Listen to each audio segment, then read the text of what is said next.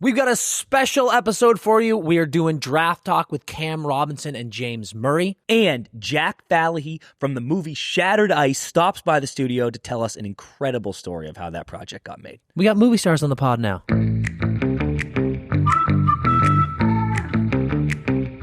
Ice is ready, and we are back with another episode of the Empty Netters podcast, brought to you by BetMGM. I am your host, Dan Powers, and alongside me, wouldn't you know it, he's sick again. Chris Powers. Woo! Sick as a dog, as always. As always. That's not my real voice, but I am sick as fuck. I know, it sucks. Sick as fuck. You are the worst thing that's ever happened. Dude, a couple people at the parade, or not the parade, the party after the cup. Yeah, I was just like in elbow room and everybody. Oh, yeah. And like, people were like, dude, have you been up for like 30 hours? And I was like, oh yeah. And they're like, you gonna get sick? And I was like, yeah, oh yeah. You sure? I sure am. You know what though? I actually think it was Boston, not Florida, because I didn't feel. Yeah, sick you there. weren't really sick, and I'll tell you what, And man. Sandra and I have the same exact cold, so it must have been something. Yeah, we yeah. were both in Boston. You are both the worst people on earth for me. The two of you are sick all the time, and I'm unfortunately around you all the time, and it just drives me insane. Sick as a dog. Yeah, but you know what? I think it's the sun. Being in Florida, down in the sun, it's like it keeps you well. It keeps you well. I'm telling you. I agree. And it's like you go to Boston and immediately you're sick, and I'm like, something to think about. It was gorgeous. We were on tons of planes. We were working so much, not sleeping that great. Never got sick. I was on a couch the whole time. Yeah, got a bad back. I wasn't sick though. Now Didn't get now. sick. Sick as hell now, dude. Fuck. It sucks. It's like throat too. It's not even nose. I don't even mind like a stuffed nose and like a head in the clouds. I hate it all. Sore throat. Fucking shoot me in the face. You know what else sucks, bro? Tell me. Moving. And let me just get into this for a second, dude. Imagine this prick bringing up moving to me. You know what sucks? Moving.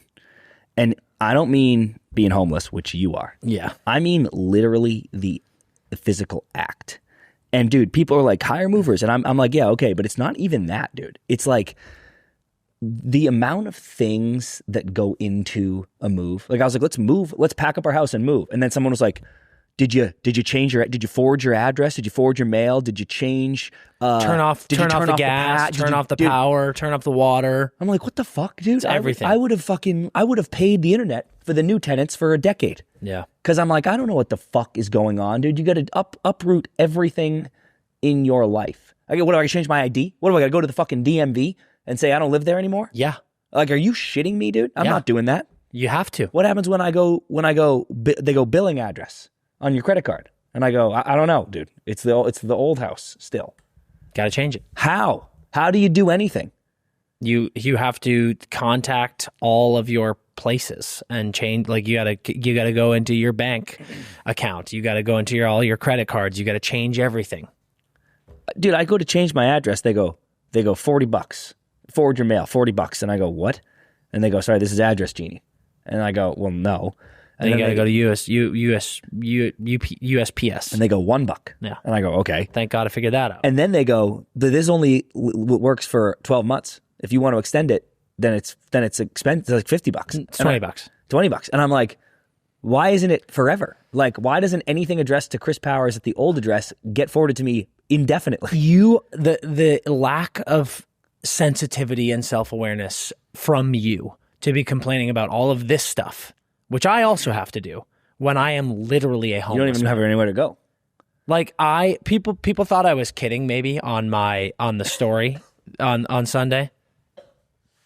I got fucked over, out of control, so fucked over. Yep. We don't even need to waste time on it because it's a waste of time. But your boy's homeless. I had a place lined up for 6 months. Got ripped out from under me. Now I'm dead. Dead as a doornail. So I start packing shit up. And little backstory: CP and I have been so lucky. We've lived in the best house of all time in Los Angeles. Everyone in our sphere has crashed there in our guest rooms. They've stayed there. They've had blasts there. We've had some amazing parties there. You guys have seen it on the Instagram. It's the best house in the world. Yep. And it is home. So it's very sad to leave. But we're growing up. We're moving on. And CP has a nice, beautiful place that he's going to. What a lovely life you have. Wow. I have been boxing up all my shit, and appreciate you and Sandra. I will be putting a lot of my shit in your home, but I'm literally homeless, guys. Like, I am on Sunday flying to Sweden with Alice, and I am then going nowhere. Like, we're going to go there and then come back to New York, and I'm just going to be in New York because I literally don't have anywhere to go. Yeah. I got to get a storage unit and put all my shit in there, and then they're going to be like this. How long would you like this storage unit, sir? And I'd go like this. Probably a while. Yeah. Because I'm homeless. Gonna be a minute. If anyone in the Los Angeles area, west side, not the east side, because I'm not a fucking idiot, has any lines on places to live, any good spots, any realtors who follow us For free. who want to hook up your boy, maybe get me into a nice spot, that'd be great, because I don't have a home. I'm going to be doing the pod from now on from coffee shops because I don't have a home. I don't have anywhere to go. I got no place left to go. Dude, and when you are packing your shit up, and I am too, but like put it in boxes so we can make Dan's easier to transport, it is baffling How much shit? is in everything. Dude, and you also, you overestimate what a box can hold. Dude. Like, you start filling shit up, like my bookshelves and stuff. I start putting books in. You get maybe a third. I've got plenty of space left in the box, but it's just so heavy. Yeah. That I'm like, I can't fill this all the way up. Yep. And it's like, I'm like, oh, I'll get 5 boxes. That'll be enough for my whole house. Wrong. It's enough for 1/4 of my bedroom. I filled, no exaggeration, 10 full boxes, large boxes. Large. Yeah. Extra large, in fact. Extra large. XL from Home Depot. Of just my bedroom. I thought that was the whole house. Nope. We purchased those boxes for the whole house. Nope. Bedroom. Done. And then I'm like, okay, let's bring our furniture to the new house. And then everybody goes, that furniture's disgusting. You're a loser. And I go, okay. Won't match your new place. So then I go, okay. Which is true. Let's either sell it or throw it away. Fine. And then I go, put it up on Facebook Marketplace. Here you go. Used, like new, used, good condition, beautiful sectional, TV stand, fucking dresser. Yeah. Everybody goes like this. Fuck you. Don't want it. Don't want it. Eat it. Eat it. Don't get any money back. And I go, okay, I'll throw it out then. And they go, okay, rent a dumpster, $20,000. Also, you can't overfill the top line, and you can't use it. We don't rent to your zip code. Fuck you. So many fuck yous. And I'm like, what? Should I just light the house on fire? I think I should burn the house to the ground. Yeah. Collect fire insurance, which doesn't exist. Fuck you.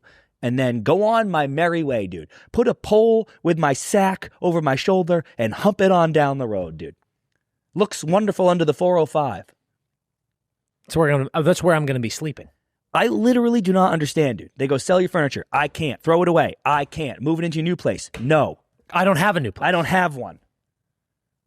This doesn't make any sense to me. I'm not going to lie to you. I haven't been this mentally and emotionally low in a long time. I've got nothing, dude. Where do you put stuff? Where does stuff go? In your new place. No, it doesn't. That's what I'm learning. It doesn't go in there. You also can't have a new place. You can't have anything. You can't have a new place. Your old stuff doesn't belong in your new place. Yep, even if you had one. You can't sell it. You can't throw it away. And then I'm an arsonist if I burn it. No. Then I'm going to jail in L.A. no less. That's going to go over well. Oh, okay. Now I'm an arsonist.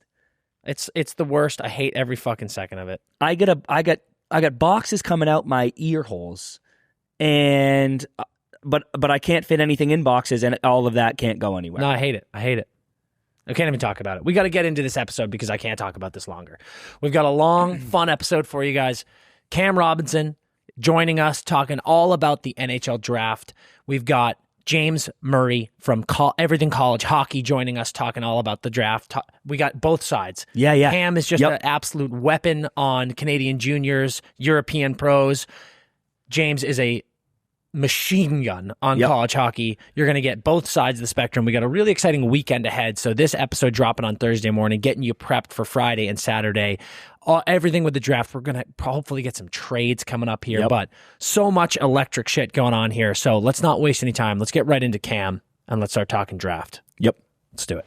Hockey season might be over, but that does not mean that we aren't still riding with BetMGM as always, because there's always something to get in on the action with. And BetMGM is going to take care of you better than anyone, because when you sign up right now with promo code NETTERS, NETTERS, you're going to be able to bet up to $1,500. And if you lose it, you get it all back in bonus bets. That is the best deal you will ever find. So sign up for BetMGM right now. It's summertime, sure, but we've got tons of stuff going on. We've got European football coming up around the bend. We've got baseball going on.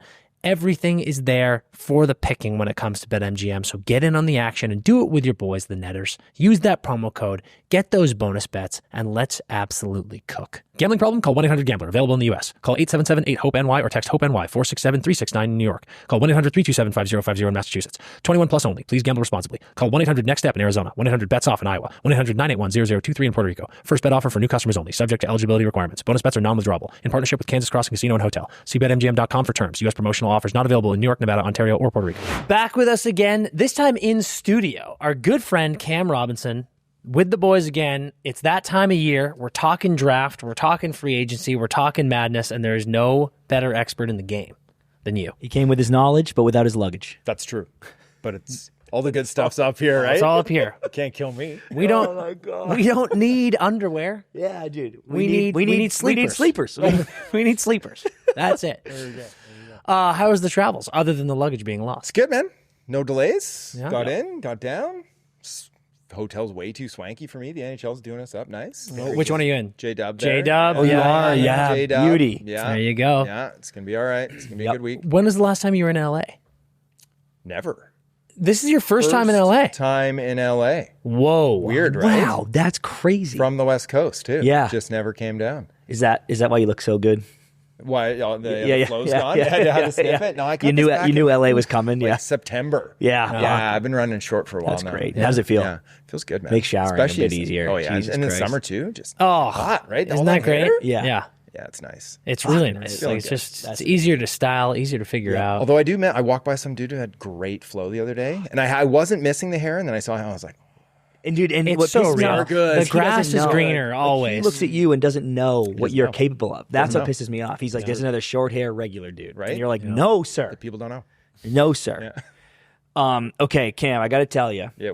The finals was insane this year. We've been running all over the place. I got a million things going on. We're moving houses. It's just like a lot of action. I have never been less prepared for an NHL draft in my life. I've never needed you more, dude. It's Cole's notes coming at you. This is how we prepare. This is how I prepare. I But- need you. But as we get into it, we talked a little bit about this before. Tell everyone about the sort of narrative that's been going on about this being sort of a weaker draft. Yeah, good place. Because that's definitely sort of, I feel like, the first thing people see right now. Yeah, I think my bosses like hate it that I keep calling this a weak draft because it's like you got to hype it up, right? Yeah. You Yeah. want people to be interested in this. Yeah, like we put you up in the JW. Yeah. Just say it's a good draft. This is the best draft you'll ever see. No, this is like at best mid, like a mid draft class. There's no generational or near generational talent to like anchor the top. Yeah. You know, the top 5 to 7, it's good. It's good. There's quality players in there, you know, top of the lineup guys. Mm-hmm. Then you start getting this kind of like mishmash zone in the first where it's like everyone's list is going to be completely different. Right? Teams are going to be betting on the bigger guy or the smaller skill guy or the slower guy, the paceless guy, and then they're just going to pick their poison. But I think like the depth falls off. Really early. And what is that, 7, 8? Like where would you say? I mean, like, I'd still be feeling pretty good about picking guys around, 14, 15. Oh, okay, like, yeah. you're still getting some assets there. You might even be able to pull something like a top 6 guy at around 20. Okay. But I'm talking, like, I released my board last week, and it's like when I was getting to 25, 26, like, I was like, Like, what are we I wouldn't talking feel about good here? about taking any of these guys in the first round Yeah. in a normal year. Yeah. And so I think teams are feeling the same way. And I think we're going to see some weird stuff happen, too. Like, I had one guy tell me just the other day, like, there might be 3 goalies that go in round 1. Wow. This is not a goalie draft. Yeah. Like, again, I don't know if I would is- feel good about taking any goalies in the first round this year. And we might see 3. And there might be 3 that go just because teams, they're not enamored with anybody at Because that it's like, end, whatever, who cares? I might as well roll the dice. Take a shot, right? Yeah. Yeah, especially a team that has like multiple firsts, Yep. 27, 28, something like that. They're like, screw it, we'll grab a When a draft is mid, to call it that, does it increase trade potential? Because people are like, whatever, I don't know what the fuck's going on. It's interesting because like I don't know if I've ever seen a year where more first round picks were on the table. Yeah, cool. Like so many teams, basically from 12 onwards, it's like you can have our pick. Yeah. Like Vancouver's been trying to give up 15 to anybody who will listen. Like, you know, they danced it out there for Rossi. It's just not getting it done. I think Columbus, they've got 14 and 20. I think they are like itching to move them both. And either to jump up and get a faller, or more realistically to like grab a ready-made roster player that's going to help you out. So few sellers, like selling players, and everyone's a buyer. And so, which I get, because if the pick isn't valuable, if they're in their eyes, the pick isn't valuable. They're like, dude, I'm not giving up a roster guy who can play. We know this, for a crapshoot at 12. Exactly, right. And like, you know, even Chicago, they're dancing out third overall. They're trying to get better, you know, for JJ Peterka, and Buffalo's like, we don't need third overall, especially not this year. Yeah, like it just doesn't make sense. So it's kind of like obviously 1-2. Yeah, ton of value there still. Anybody would want to jump into that range, but you know, we'll see. We'll see if like somebody like Haggins or Martone slips to 7, 8, 9. Maybe we see somebody. You know, now that Pittsburgh has 2 back-to-back first 2, I had a little birdie put in my ear like maybe they look to trade up from 11 and trade back from 12. Oh, funny. Like get a little creative on that. So that's what I have my eyes on the most is it feels like this type of a draft when you said like that drop off after 15, 16. Yeah, I feel like trades are so rich this year, and there's a lot of teams with like a lot of picks. Trade those things. Yeah, but you need someone to buy them too, right? Yeah, you have to catch somebody who's like keen to buy. But I do like, and you know, I'll say it's kind of a mid draft, and the bosses won't love it, but I do think that we could see some like banana pancakes on trades this year. Like we could see some bodies moving this year, I think, which is what we all came to see, right? Oh, dude, it would be so awesome. Yeah. One of my favorite storylines of the draft, which we might not see, and this is why we need you. What do you think the chances are of Mason West getting drafted in the first round? Who is, by the way, CP, Edina High School. Just like a public high school guy. Oh, yeah. Like right. Is that possible? You know the whole story with him too, right? Tell me. So 6'6", quarterback, won state with his hockey team already. Now he's going back for his senior season at Edina to play quarterback to try to win state in football. He's going to finish that season. He's going to go to the USHL right afterwards. And then he's going to state. He's going to Michigan State the next year. And so he's fully said, like, he was on the fence. He's like, he was kind of, you know, accepting offers for football schools too. Yeah. And he's like, no, I'm going to go hockey. But everyone's like, what if he just lights it up next year, just throwing sixes everywhere? Yeah. And then some Big Ten quarterback school comes up to him and was like, come play football. Like so I think or even like state. Yeah, and he right? clearly, he's already going. Just play both. And he clearly loves it, or he wouldn't go back for it. No, you know? no, he loves it. Yep. Yeah. So it's I think there's a decent chance he goes in round 1 because again, at the end of that first round, it's like, why not take a swing on a kid? He's very raw. Yeah. Very raw. And we saw like Dean Letourneau last year go in the tail end, and then he got kind of sewered getting rushed to BC because Smitty left early. Yeah. And they were like, oh, okay, come. And he got like, what, 1 assist all year? I think he had 2. I think two apples. As a Bruins fan, I was delighted by the production. The fact that Don Sweeney has survived 2015 and then trading Olmark for that pick and taking Dean Letourneau. But I will say, like, we'll give the kid a couple more years. Yeah. Right? Yeah. Give him a couple more years. Hopefully at least doubles that point production. And it's interesting that we're seeing so many, because like Dean, right? Like Dean gets drafted and all the Bruins Bible thumpers are being like, he's Tage Thompson, big man. reborn, big man, going to start bearing. Yeah. And when you hear 6'6" in hockey, you're like, that's a defenseman. Yeah. And now we've got Dean forward, and now we've got this kid. He's playing center. And I'm like, what the fuck is going on here? Yeah, there's a bunch of big men in this class. Yeah, this is a big boy class. 3 apples. 3 apples. 3 apples. Oh, they went back and gave him a secondary. Yeah, they went back. Had to have. Yeah. Size of a Smurf, dude. 3 apples. Yeah. That's great. There you go. God, unbelievable. He had 2 in his first 6 games. So, are you buying into, we know that you're hearing stuff out of the Islanders camp and what they're planning. We're hearing all these whispers that they're maybe trying to move into the top 10 again. Mm-hmm. But is it basically as safe of a bet as you can make that Schaefer's going 1? Yeah. I think that would be like one of the bigger shockers of the day if they went Misa there. Okay. I can't see. I know Wheeler and some other guys have been saying that they're talking to teams who have Frundell as like the 1 forward in this class. Yeah. Nobody I talk to on the team side will give that up to me. One guy said he's got Misa at the top. Okay, yeah. But everybody else I've talked to, Schaefer at 1. And I think, the Isles said they're not moving the pick. Yeah, they said that, yeah. They haven't said they're taking Matthew Schaefer, but they're taking Matthew Schaefer. Yeah, and then it's like, we'll see what happens at 2. I know, right? Yeah. Could get interesting. And because it would be like if it was a surprise, if we had another Shane Wright situation here and they took Misa, that would be the greatest moment of all time for the Sharks. Sharks would be doing backflips. Because they just need D so bad. And what sucks is it does look like, looking at like every draft board I've seen, the drop off after Schaefer to the next D-man is significant.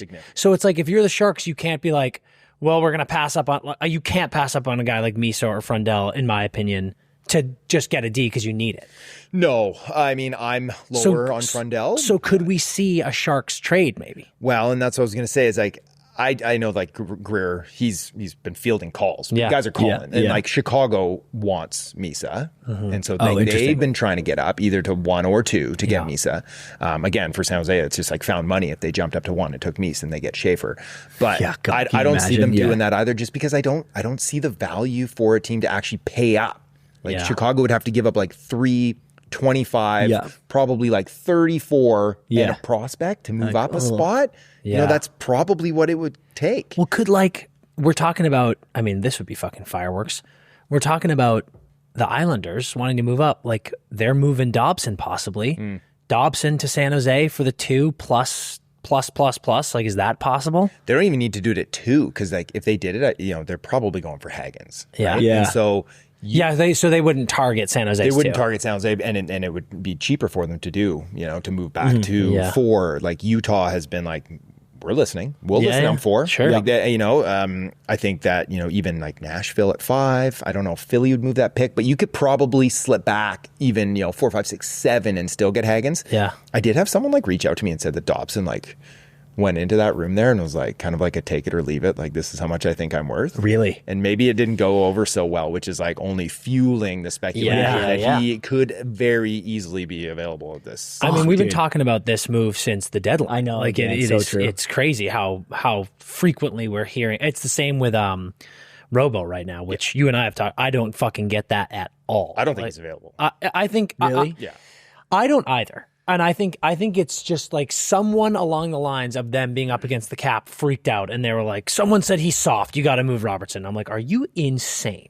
Insane. The production as a for 25-year-old. For the packages I'm seeing coming back, I'm like, what? We talked about it on the episode that came out today. Yeah. And for those listening, I'm referring to a Tuesday. If you're in the position that Dallas is in, 3 straight Western Conference Finals, if you trade Jason Robertson and you don't get back a 100-point scorer, you have failed. Yeah. And that's not coming back in any of these mocks. Yeah. So what are we doing here? Well, the only way it would make any sense is if they're like, if Marner was like, I want to play in Dallas. And they're like, okay, we'll open up the space by trading Robertson for like what? A guy like Stankoven and a couple of firsts? It's like you just did. You just Yeah. Right? You just move that out. Like Exactly. it's probably going to be difficult to get that back from Carolina. And there's not too many assets out there that are going to be cost effective and have that value that's going to make sense. I don't think Robinson's out there. I had the Mason Marchment deal, and I was like, I was told I couldn't put it out there. Yeah. And so I like hinted at it. I was like, Robo's not available, but Marchment is available. Yeah. And 3 hours later, there goes Bing. Marchment. And so I think they're gonna work around the edges. But I do think that they would love to make a big offer for Marner, along with 8 other teams. Sure. Yeah. Right. So. All below the Mason-Dixon line. Yeah, correct. Okay, I want to go back to Schaefer for a bit. Because you were telling us some awesome stuff before we started recording. This, as you said at the top, this isn't a generational draft. And Schaefer's an interesting one where going to the Islanders might have changed his next year trajectory based on if he'd gone to someone like the Sharks. So what do you think about that? Yeah, really, really interested in talk to the agent, and then they're just leaving all doors open. And so, Schaefer and Meese are like singularly focused on playing in the NHL next season. Mm-hmm.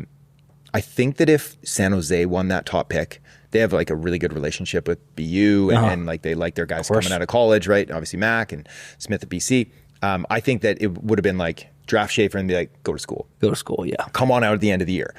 It's really difficult though, for a team like the Islanders, it's lacking young, exciting players to be like, hold on, fan base, we're just going to park this guy. We won the lottery for the one, and right? You're not getting him. And we're not going to get the jersey sales. We're not going to get the hype. Yeah. But like for Schaefer, like he played 17 games last Dude, year. he's 17 years old until September. People don't realize He's one of the youngest guys in the class. Yeah. Is Very he young. September guy? Yeah, September 5th. Yeah, there you go, right? So like as young as you can be. And so he's basically missed a whole year, but he's good enough. Yeah. He's good enough to go to camp and like force the issue. So I'm really curious to see, like, if it was me, if I was calling the shots, I'd be like, you're going to go play at Michigan State or Michigan or Penn State or wherever. Go have some fun. Get in like state-of-the-art training facilities. Play against older guys, right? But build your body up a little bit. Really good point. Yep. Right? Because they only play on the weekend, so they're training all day, all week, and then come out in April, right? Yeah. As soon as the Frozen Fours, maybe you get in a handful of games. They're probably not going to the playoffs, but it's like you just get the experience, and then you're ready to go as a freshly turned 19-year-old. But how often do we see first overall stay in school, right? It's like Power, EJ, Eric Johnson, right? Yeah. And I was going to say Power is the last one. and right? and there's two defensemen, and I can't think of a one before that too, right? Like in recent memory. So yeah, that will be interesting because I can't think of a good example where this has truly gone bad. But when you do rush a guy up who's not physically there yet or whatever, it can impact your confidence, a lot of factors. Oh, yeah. Yeah. I was talking to David Carl about Haggins, who he said 100% he needs to go back to school. Yeah. And he basically started going off about all. He's like, I've never heard a player say like, oh, darn, I shouldn't have stayed that extra year at school. Interesting. Never. But you like often will hear guys being like, I wasn't quite ready. And it rushed me. Like I always think about like Gilbert Brûlé. So it's throwing it back a little bit here, but like 6 overall to Columbus back in the day. Right from Vancouver Giants into the show at 18. Brutal, like ruined his career. Like it literally, he ended up in the K for a bunch. Yeah, so there's a great never example. met his potential. I mean, there are so many what ifs who have done that where you're like, oh shit, I wonder what would have happened if you had just gone and played school, gone back to Canada or something like that. Now the school, right, is like that it's changed everything, dude. Changes everything because Changed it's everything. like I wouldn't really send Schaefer back to Erie, or I wouldn't send Meese back to Saginaw. No. So I was like, what are you going to do? Rip off 150? Have another 150 right? point season? It's It's boring, pointless. but to go to school makes a lot of sense, right? New experiences. New I think people challenges. also underestimate that, like, listen, are you going to school? Like, you talk to any of the boys and they'd be honest. Talk to Smitty, talk to Mac. Like, yeah, they're having tons of fun. Okay. But there is a maturity element of going to college. When you're not living with a billet, when you're not just like hanging out in these little podunk towns up in the W or in the O. No disrespect, Get but out of like, Moose Jaw. Yeah. right? Like, you're going to these schools. You got to go to some classes. That's what I was going to say. You And can go on the back it's also of it, just but- the interaction. You're interacting with people your age, people older, very mature kids who have gone through 4 years of college, on not only just on your team, but in your classrooms, in your dorms, wherever you're living. It's like, it is so valuable on more than just the ice. And it has completely changed the game. That all of these kids are now going to be going to NCAA schools. Like, that is wild. It is wild. And like, I couldn't like promote it enough. Yeah. Like these kids, there are going to be some guys, we're going to see it. And there is a window for guys to go to school and then to like pull the trigger, or like pull shoot and go back to the CHL. Yeah. Because some guys are going to be like, oh no, I'm not. Yeah. I'm not cut out for this. Yeah. Like, Yes, for cool. this. Like, and so like Brady Martin, right? He's not going to school. Like he's like, I'm either a hockey player or a farmer or both. And it's like, he has no interest in going to the NCAA. But, other guys, it's like, like I think Schaefer would do very well down there. I think Misa, like their family, like his brother's going, right? Luke's going to school too. I think Penn. It's like more of like a educational focused family. But I don't know. I loved going to school. It was the best time of my life. I'd go back and let me. Yeah, right. God, you kidding me? I'll You throw me fucking in there kidding for me, a dude? Yeah. That's awesome. Okay, let's go to Hagens for a second. Okay. Do you think, no matter, before we even discuss where he's going, what are the chances he goes back? Give me the percentage he goes back to BC or goes to the NHL. Like 99%. 99, that high. I think. I would be very surprised if his like rep or if the team that drafts him encourages him to come out right away. Yeah. It's like go back and have a dominant year and go like push, try to be one of the best players in college hockey, right? Like go for the Hobie, even though McKenna's going to be there and like really push him for the Hobie. Yeah, right? yeah. Like there's going to be some boys in college next year. Yeah. I'm going to plan a couple trips out next season. Sick. You got Yeah, you gotta let me know. I think Hockey East is going to be an absolute. Yeah. It's going to be a wagon, man. Oh, my East, God. Big Ten, it's going to be great. Yeah. It's going to be really fun next year. Yeah, so he's back almost certainly. I think almost certainly for sure. Was he, I mean, I know the answer is yes, because we were talking before we aired that Bill, coming up to this, he was the one, he was the future 2025 one forever. Yeah. What level of disappointment would you give his season this year? And jump like World Juniors, clump World Juniors into that too. Like I'm talking big picture. Yeah. His draft year hockey. I don't think it was a disappointment. Me neither. I don't think it was a disappointment. I think that we were spoiled with Mac. Yeah. Right? And then before that, Fantilli. Before that, it was Eichel, right? Like we've had a few experiences where these guys were just so good as freshmen, but it's like, we don't see it. If you took away all those expectations of him being the first overall pick and it was just like, hey, look at this draft eligible who's the number one center on like a team that's going to contend for the Natty, is the number one center for USA that just won the World Juniors, right? You'd be stoked. And he put up a PPG and he held his great own, at World Juniors. Defensively, he just wasn't demonstrably good. He just wasn't one of the top 20 players in the nation. Yeah. But I also think like, we're just looking at the counting stats there. It's like he was snake bitten, right? He scored 11 goals. Like he traditionally scores like 18, 19%. Going back to that. And then it like cratered this year. And so the shot, it wasn't working for him. And then, I talked about it a little bit off air. It was Ryan Leonard's team. Yeah. And like the year before that, it was like kind of all their team with all the boys. Schmitty and Pro. They're all, but it was kind of Will Smith's team a little bit. And then Leonard's like, this is my team, and we're going to either win with me or we're going to lose with me. And that's just how it's going to be. And so I do think Hagen's kind of deferred a little bit and was a passenger on that line throughout the year, more so. And so next year he'll go back. He'll be playing with Teddy Stiga, their boys, right? I think Justin Carbonneau's going to end up there, who's kind of like Ryan Leonard. Yeah, fair. Yeah. And then they'll run it back. And I think, if he goes out and puts 50 points up next year, I'm not going to be surprised. And dude, let's say he falls to fucking 8 or something. Value. And let's say he goes out and is a Hobie finalist next year. Aren't you like, Jesus Christ, we're so dumb? Oh, yeah. Well, I mean, no player in this class has the speed and handling package that he has. Yeah. Like nobody has that. He's just 5'10" and a half.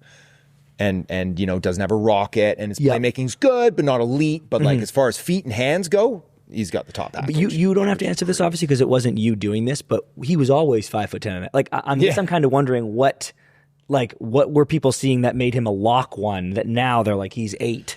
Well, I think going back, it's like looking at the strength and the depth of the class. Yeah. And so, yes, Misa was an exceptional status kid, but like didn't have a great 16-year-old year. Yeah. And so everyone's like, oh, maybe he's more like 5, 6, 7. And it's like Martone was really good, really old for the class, like Hagens, who, had some good showings internationally, but really hadn't taken that step forward. And Schaefer wasn't in the mix. Yeah, right. Like I was in Edmonton for the Holinka last August. And I was watching this kid, and I saw him at the U18s year before as an underager, and he was my vote for like best defenseman there. Okay. And I was like, this kid's really good. This could be the second overall pick, I said back in August. Hell and yeah. then Merrick texted me, he's like, you need first overall pick. Yeah. So Jeff was ahead of the game on that one too. Wow. But there wasn't a ton of competition for Hagens. But at the same time, like set the scoring mark at the U17s. Yeah. Set the scoring mark at the U18s, beat Cooch. On top of Kucherov's record. So it's like, this kid's been doing it. Yeah. But you're right, he was always 5'10" and a half. Yeah, so it'll just be surprising to me, and we'll see. Or I guess let's talk about that now. Where do you see him falling to? I don't think he's going top 4. Okay, I don't see him going top 4. I know Nashville took him out for dinner at the Combine. Okay. Showed some extra interest in him. They took out Martin, too. Those are the two guys I know for sure. That'd be at 5. Right, at pick 5, yeah. I think Philly could take him at 6, depending on who's there. I think that they would probably take Desnoyers ahead of him. I think they would take Frundell ahead of him if Frundell was still there. But I think at this point, and I've been told that 1, 2, 3, it's locked. Really? It's Schaefer, Misa, Frundell. Yeah. And then, in any order or in that exact order? Yeah. No one's willing to say 100% that that's the order. But we can say it here first. There's the smoke and mirrors rumors, right? Well, I never say anything 100% on draft week because it's like you can't. But I think personally, and it might be just my own bias, that I think Misa is significantly better than Anton Frundell. And if they took Frundell, it's like the only argument I could understand that was like, oh, we want like a big like two-way center behind Celebrini, who's also a big two-way center, I guess. But like, maybe they don't believe Misa's a center iceman or something like that. But I really can't argue myself into not taking him at 2. And Frundell's not, he's heavy. He's not that big. Fit. 6 foot. Yeah, 6'1", listed 6'1", 198. Yeah. He's heavy. He's a big boy. So I wanted to bring up Frundell just for the people listening, because this has been a new thing with a lot of these Canadian kids playing in these leagues being able to come to college. A guy like Frundell can't. Is that correct? Because he plays professional in Sweden. No, he can play as well. He could come to college. Yeah, he could. Okay. Yeah. So this is what I wanted to talk about. I feel like we don't see a lot of those guys make that jump. No. And I do wonder, not to keep dogging the Bruins, a guy like Fabian Lysell comes up, and I'm like, I wonder what college would have done to kids like that. Yeah. Do you think that that's a next step for a lot of these guys playing in the Swedish league? So, like, for those listening, Anton Frundell plays in Sweden pro at age 18, but he could come to college, but he will likely go back to Sweden, correct? Yeah, 17. He was playing in the Hockey Allsvenskan, so second tier there in Sweden. So it's interesting, like Tom Wielander, Canucks 11th overall pick a couple years ago, he was like a trailblazer, went from the J20, which is Sweden junior circuit, straight to BU, which we never see. I don't know if a defenseman's ever done it. And that was before they opened up the rules too. So he had played. Yeah. He played 1 or 2 Hockey Allsvenskan games, and then he got like rostered for an SHL game, I think, the year before, but didn't dress. So they just made him sit out 2 games to start the year. That was his punishment for playing pro. So guys can still do it. But Frundell has like fully said to me he's going back to Djurgården next year. Like I asked him. But this will be interesting, and I haven't said this to anybody yet, is that like I had somebody reach out to me a couple of times, same person, just being like, he has to get out of Djurgården.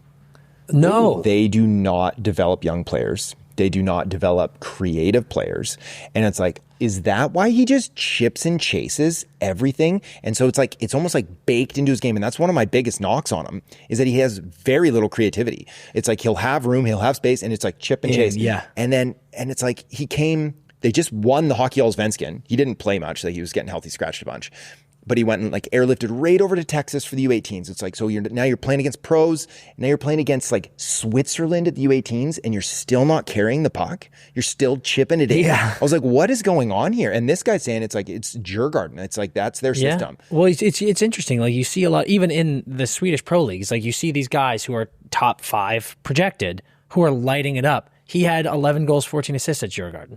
And it's like, which was like amazing production for a draft eligible. I think on a per basis, like set the record. Like he's 25 points in 29 games, but it's like you look at that stat line, and you're like, that feels low if you don't know context on it. Yeah, and players like him are always just so fascinating to me, because it's like you say all those things, and you're like, this kid might go 2. Yeah, so it's crazy. Yeah, I mean, like he outkicked what Pettersson did in his draft year in the Allsvenskan, right? Victor Eklund was on the same team as him, was more used, like heavily used in more offensive situations, but didn't put up as many points. Yeah. But, it was Eklund who was on the World Junior team. I prefer him. He's got that dog in him. Yeah, right? Like he's Seth Jarvis clone in my I mind. love that. Fuck yeah. And I bet you he slips to the mid-teens. Who is, do you off the top of your head know one of the more recent higher picks from Djurgården? Or no? I have it up right here. Oh, here you go. And there's none of them strike like here are the years. Yeah. None of them strike me as a very creative playmaker. Playmaker. I mean, like Kiermacki. Like I did like Uslin and Ugrin and those guys. Like but it's like first rounders, but, for sure. and Holtz like busted out. Yep. Right. And so it's But he's going to be probably the highest draft pick in their history. Let's see. I'm seeing a 7th. These 2 boys back-to-back years, actually. That's cool. And we're going way back. 6th. Oh, cool. Mika, 6th. And so that's good. That's probably it. Savannah Jet. I mean. And like that's what the guy said to me. He's just like, look at who they've developed. Yeah. It's like they really struggled to develop creative players. That's a really cool observation. But very, it's very like interesting. Historic club, and in Stockholm. Right? Oh, yeah. And so it's like guys want to play there. Yeah. Young guys want to play there. And then you have access to all the extra stuff, though. So it's like you kind of balance it out. Mm-hmm. It's like maybe you're not getting the best on ice coaching or systems, but you do have access to everything that Stockholm has to offer. Yeah, very, very interesting, man. This is fascinating. Yeah. Cool. Okay, so talk to me. I want to go next about the depth of the defensemen in this draft. Because if you're not getting Schaefer, we were talking about the Sharks want a D guy. Yeah. And it's like, okay, well, do you maybe just take the next best available D instead of taking Misa or whatever? But it does feel like there's a big gap there. There's no consensus on the second best D. Yeah. Okay, so there's 3 guys. It's Keishon Aitchison, who I love. Love him. Okay. Interesting. I love him. Okay.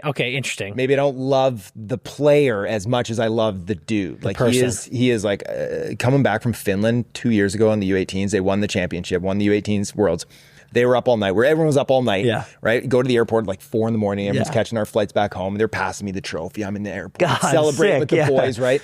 And now I'm on the flight, and there's Martone and me, and there's Cash right across the aisle, and my kid's FaceTiming me, and he grabs the phone and he's FaceTiming with my son. And that's awesome. He's always got this smile on his face. He hits like a truck. Like he will bury guys in open ice, and then immediately jump up, shed the mitts, dummy whoever wants to come there with the big smile on his face, give the fans what they want to see. I've been saying it for a while. I think he's juice. I think he's KB 2.0. Wow. He's Bieksa. Interesting. I even praise. told Kev this High night praise. in Montreal. Oh, yeah. Out. That was a good night, eh? Yeah, a good night. That was a great night. I told him that, and he's like, I can see it. Okay, I love it. Scored 26 goals this year, 5 OT winners. No way. From the blue line. Now, That's insane. Right? Just that, which is like really difficult to replicate, right? So he's 6'1", he's going to play at like 210. He's going to be a fan favorite. Yep. But I'm not going to sit here and say he's going to be a top pair D. Okay. And then you've got Radim Murtka. Yep. 6'6". I was going to say, talk about big boys. Big boy. Fucking He is absolute a big mountain. man, and he skates pretty well for his size. Righty. Everybody loves a righty. Dude, what Massive happened? Yeah. stopping potential. Not a physical guy. Like Interesting. He models his game after Mo Sider, but like Momo was killing adults. Mo's When he was like Mo's Nicholas 15, Cromwell. right? So. Right? And so he's not that physical, but he huge stopping potential. A little wonky with the skating, but he gets around fine.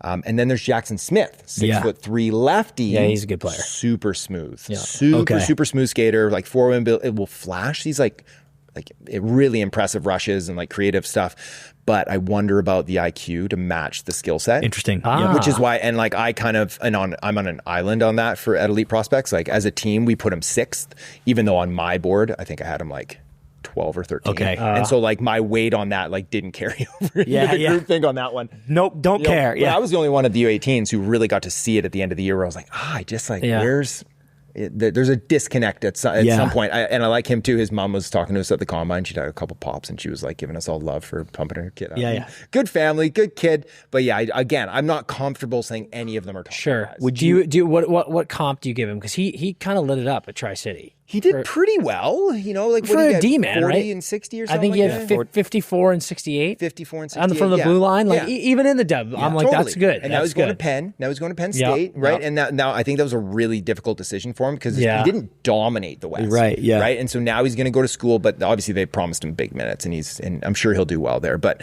as far as comps go, like I think he's going to be a good second pair guy. Okay, someone who's going to probably play on your second power play unit. But like at the U18s, he wasn't even on the power play for a lot of the time. Keaton Verhoff, an underage kid who's going to go top 5 next year, probably he took that job. And then another kid, Xavier Villeneuve, another 26. Both were playing PP over him. At the U18s. It sounds like with those 3 guys, you kind of have to give up something. Like you take the size or you take the smooth or whatever, but none of them are like the full package, hence the drop off after Schaefer. And I don't know if any of them you could say have like high IQ. Yeah. Right. Do you think any of those 3 break top 10?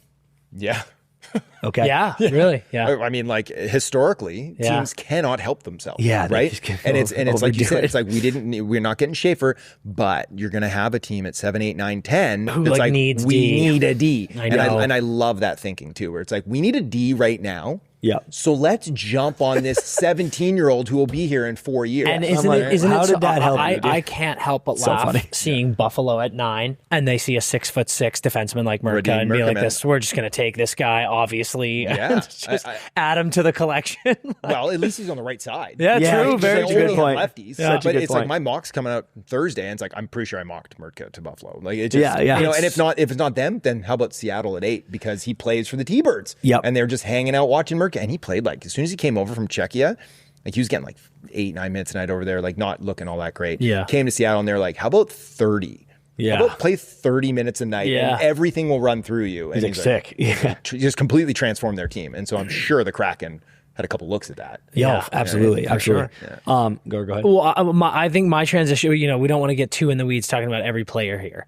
Who do you think, give us a few, who do you think this draft is most important for? Teams. Oh, good question. Oh, teams. I mean, like, Pittsburgh picking 11, 12 and like a weak pipeline. Like they have I know I've been kind of shitting on the draft a little bit here, but they have a real chance to like elevate their pipeline in a big, big way. That the New York giving them that pick that's big for them. It's I mean, I bet you they didn't want that. Yeah. Bet you they didn't want it. I'd much rather an unprotected 2026 and hope I get Gavin McKenna. Funny, right? The fact that the Rangers gave up that pick to begin with to Vancouver, and that Vancouver was just quick to flip it. An unprotected 26. Like, man, really interesting take here. Do not move unprotected 2026. No. Gavin McKenna is real. And then if you miss, you're still going to land among the stars. You got Ivar Stenberg, you got Keaton Verhoff, you got Viggo Bjork. 26 at the top is going to be pretty nasty. Yeah. Fuck, dude. Oh, man. And so Pittsburgh was probably like, we want that. Even though they're going to sell, but they're still going to have Gino. They're still going to have Sid, right? It's like it's going to be difficult for them to bottom all the way out. But the Rangers, they could be horrible. Yep, they could be fine. They still have Shesty, but they could be horrible. They could be horrible. It's like if Zibanejad doesn't come back, right? Dude, if Shesty gets any injury, Shesty misses 2 months, I'm like, you're dead. They're cooked. Yep. And so I tweeted today, I was like, I think it's the right move for the Rangers to keep that pick, right? The 2026, but it's like you're telling your team, you're like, we're worried, we're going to sell. Right. And we don't want to give up. We can't afford the 2026 pick. So you're not pumping their tires even after they went and got it's like JT. fucking That's who so funny. gives a shit if guys are being like, what does that say? I'm like, what? You let me worry about that, idiot. Go play hockey. Totally. That's crazy. Yeah. Okay, Pitt's one. That's good. Pitt's one. Pitt's big. I'm really curious to see like Anaheim. What Anaheim's up to. Yeah, interesting. They're picking 10, and I think that they'd move that pick in a heartbeat, but it's also like they could go out and get themselves. There's going to be like a really fun player probably sitting in that zone, like a guy like Roger McQueen. Okay. Who I could sit here and make an argument that he has the top potential in the entire class. Really? Just pure potential, though. Yep. 6'5", like handily center who can like work it like Tage does in a phone booth a little bit. Yep. But back injury early in the year, in the shadow of Caden Lindstrom last year, who went 4. Everybody at the combine was like, it's all good. His back's good, guys. He's not going to do all the stuff, but his back's fine. Yep. And then misses the entire year, right? Back not fine. No, at the combine there, I think like McQueen was the most watched player there, scrutinized player there. And like I was watching him do his pull-ups. Back muscles were looking good, boys. He was cleaning them out at 9, 10 of them. Dude. Let's go. Full extension. Because he did it all, right? He participated in everything. Good for him. Yeah. And so he proved a lot of people so. But, he could be there at 10. I know Anaheim's got a load of centers, but it's like they just dished one. One's gone. Zegers is a C. Yeah. Nashville has a load of picks. Oh, good one. That's Philly's interesting got a load to of picks. Nashville, I think, is probably going to take a goalie. One of the guys, like I think Ravensburgen. I think they're high on him. Who's supposed to be the top goalie in this class. It's because it's the depth falls off. It's I don't know if it's that like critical for too many teams. And like, is a team like Nashville picking 3 times, or are they like, that's ridiculous. We got to move these. I think they have to pick 3 times. Like it's like you look at their team and it's just picking up Hala again for a nice reunion. And then you look down their roster and you're like, great, another 34, 36-year-old guy.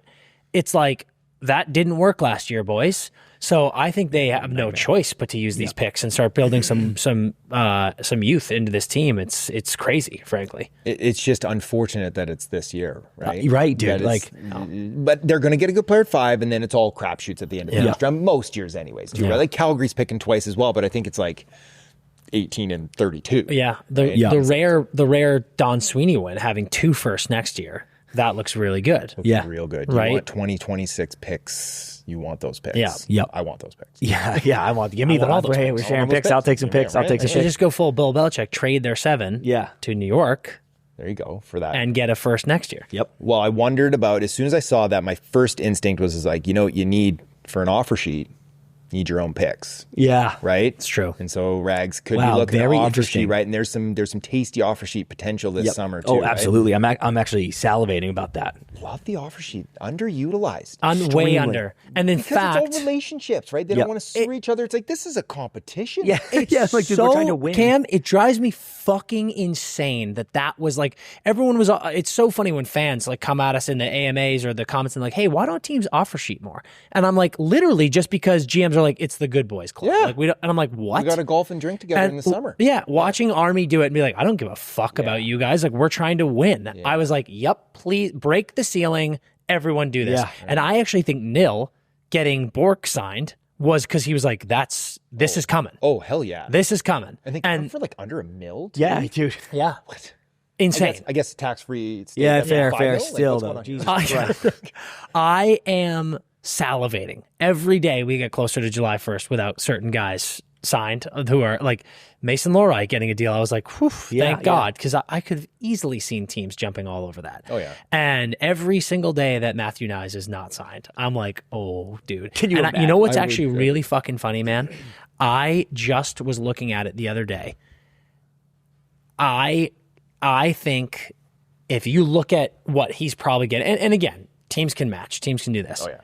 But what I think it's like 7.02 or something is the threshold if you sign, if you offer sheet someone and it's under 7.02 AAV. It's a first, a second, and a third. Yeah.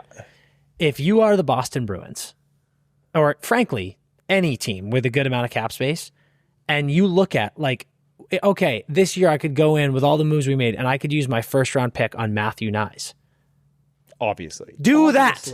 Do that. And seconds and thirds, throw them out the window. Throw them out the fucking window. Oh, yeah. Your scouting staff will cry. It is insane. You're fired too. Yeah. Providence is going to be mad. Yeah. But I'm just like, I look at it and I'm like, what are we doing? And I'm pretty sure Boston has 2 seconds this year.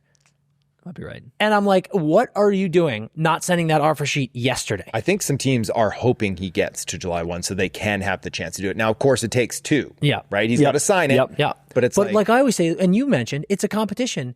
Make them fucking pay up. Exactly. Like, it is hilarious to me that I'm like, dude, I would be sending offer sheets like fucking hotcakes, Right? brother. I'd be like, It's like fantasy hockey. Like, fuck my best friend. Yeah. I'm trying to win. I'm trying to win, These are my dude. people. Oh my God, I would offer sheet that kid fucking so fast. I like it when teams like St. Louis last year that they take 2.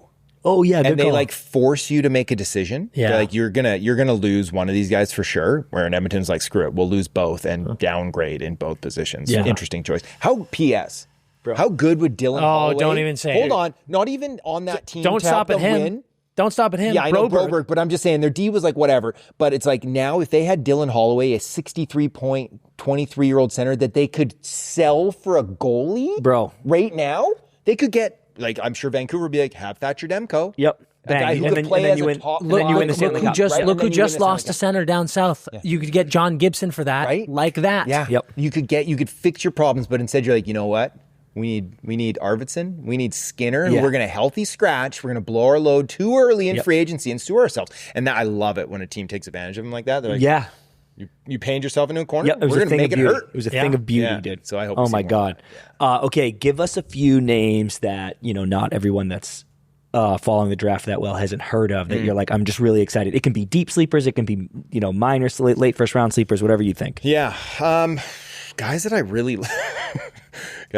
like in this class. I mean, everyone's probably heard of Brady Martin at this point, but Martin is.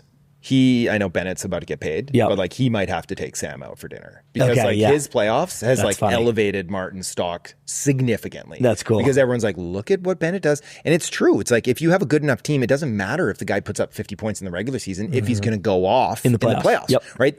The problem is that you need talent around you to get to that point, right? So that you can kind of surf through the regular season. But, Martin's a really, really fun player who I think he's going to be like a fan favorite, but he's not going to be like a 1C. Okay. Yeah. So a guy like that, a kid like Cole Reshny is a really good interesting one. Okay, one. yeah. So he played for the Royals, Victoria there. I don't know if anybody had as big of a back half as him. Like he popped in the back half and like really propelled them in deep into the playoffs when they weren't supposed to be that good. Had a good U18s. He's interesting, though, because now he's going to Nodak next year. Sick. Him and Verhoff for Royals, and they were building to be like, we want to win a Mem Cup next year, and then their 2 best players were gone. But he's like a really interesting player because he plays the middle of the ice, but he's not big. He's not super fast. He's kind of got like an accurate shot, but it's kind of a muffin. Okay. So it's like, he stinks. Yeah. Well, but he's like super like silky and elusive. Yeah. Really good playmaking, good handles. But it's like, are you a winger? Right. I have a hard time. So I'm really curious. I had one exec tell me that he thinks he's going like right after the top 10. Oh, wow. And then I know, and I tweeted that out there. I put it out there on a show or something like that. And I had a different exec text me who's picking like much later in the first round. I was like, so you're saying we're not going to get him at this point? Yeah. Like they were thinking they were going to get him around 20. Okay. So it's like he's got a wide range of outcomes there too. So he's going to be one to watch. That'll be a really interesting one. Yeah, definitely. Okay, I love that. Yeah. And then tell me about the 3 goalies. I mean, Ravensbergen is like 6'5", almost 6'6". I think he's still growing. Yeah. He's like this gangly, goofy kid playing in PG and for the Cougars.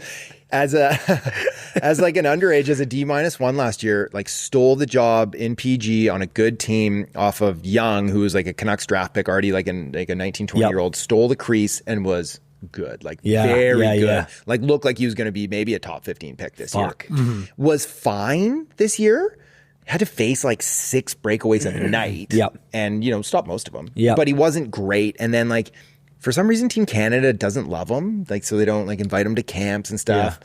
So that's, it doesn't help his stock. But I do think he's probably the top goaltender among most teams. Semyon Frolov is an interesting one. This Russian kid coming out of the MHL.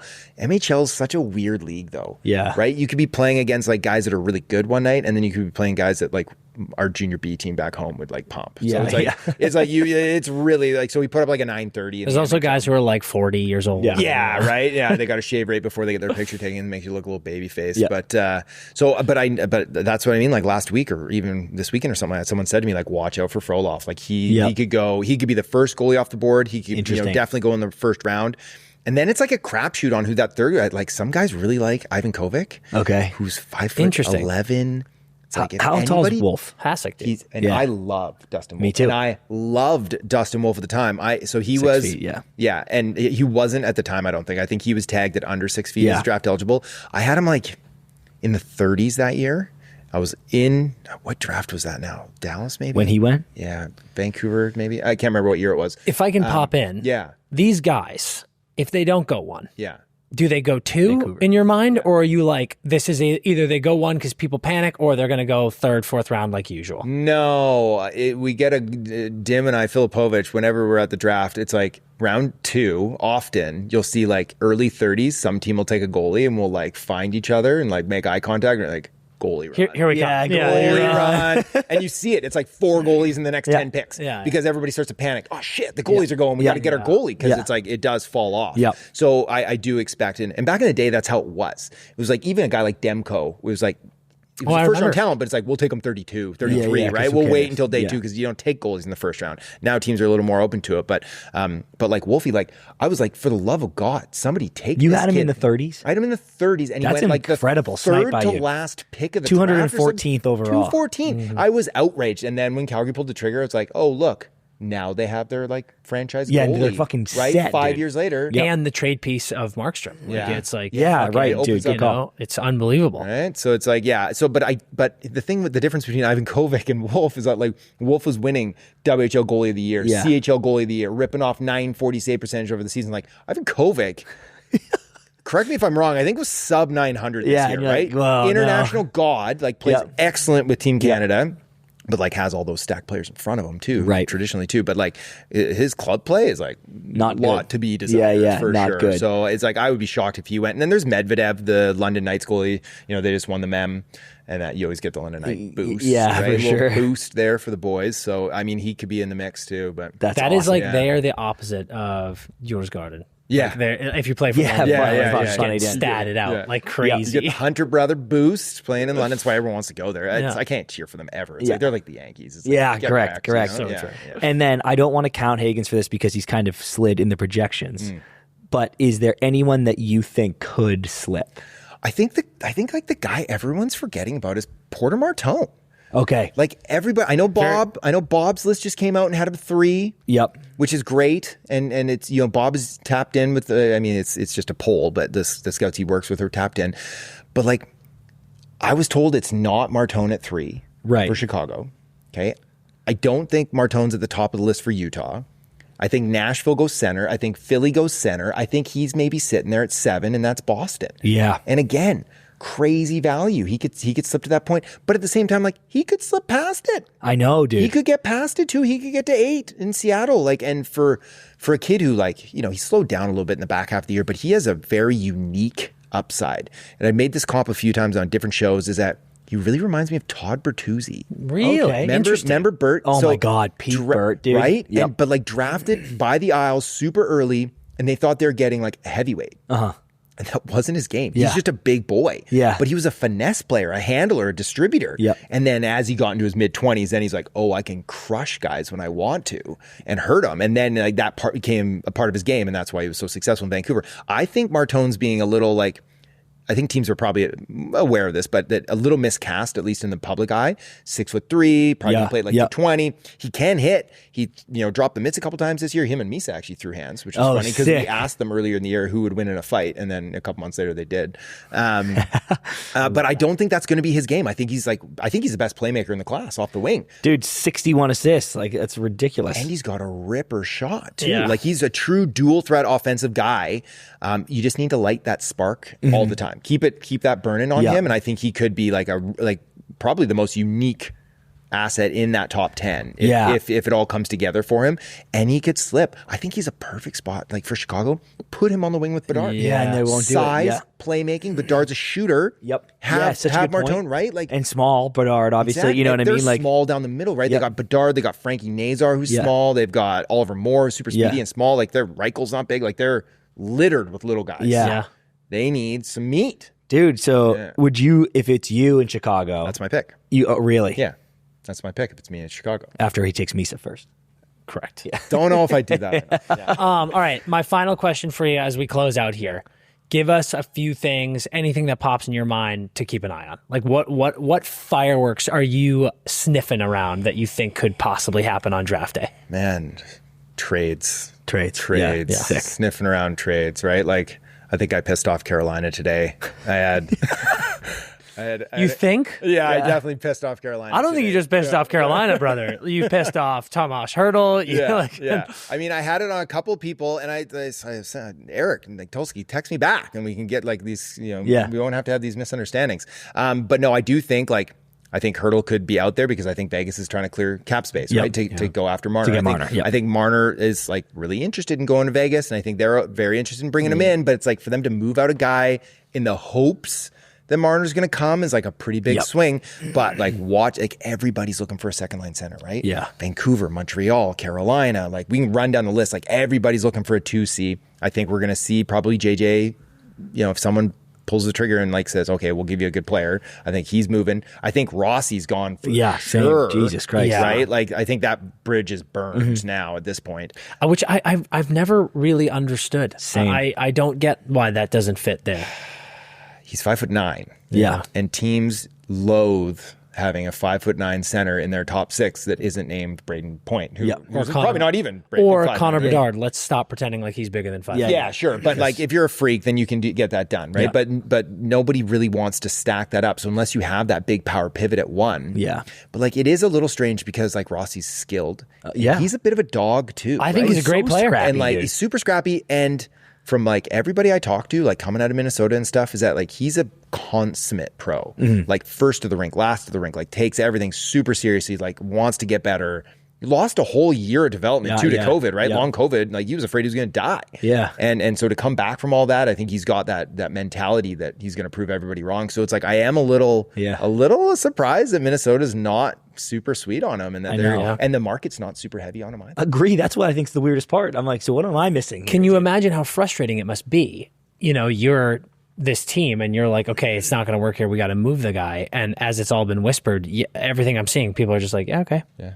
Go for it, try. And it's like, it almost feels like that's the way with everything we've heard. Paterka too. I think he's a great player. Yeah. And it's like the market's soft on him as well. I think the market's a lot heavier on him. Definitely heavier. But like, if you've heard what I've been hearing, it's like some of the stuff coming back, I'm like, everybody's offering futures. Yeah. Right? Yeah. Because like, who wants to peel off from their team to get that? You want to improve your team. You don't want to make a ladder or give up like a better player, which was what Boston or Buffalo surely wants. They want to be like, hey, give us Elias Pettersson and we'll give you JJ and Bowen Byram. And Vancouver's like, wow, we got to take a chance on our superstar. We can't make that trade. And doesn't Rossi feel like a prime candidate for offer sheet? Because if they can't find a trade, which it's sounding like it's a weird market.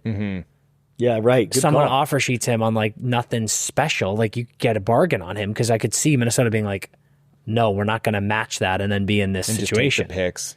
They'll just take the picks. Yeah, I'm a little surprised because it's like I haven't confirmed this myself, but a couple of insiders have said it that Vancouver offered 15th and a prospect. Now I don't know what that prospect was, but I can guarantee you it wasn't Lakirabaki or Vilander because that deal would have got done already, right?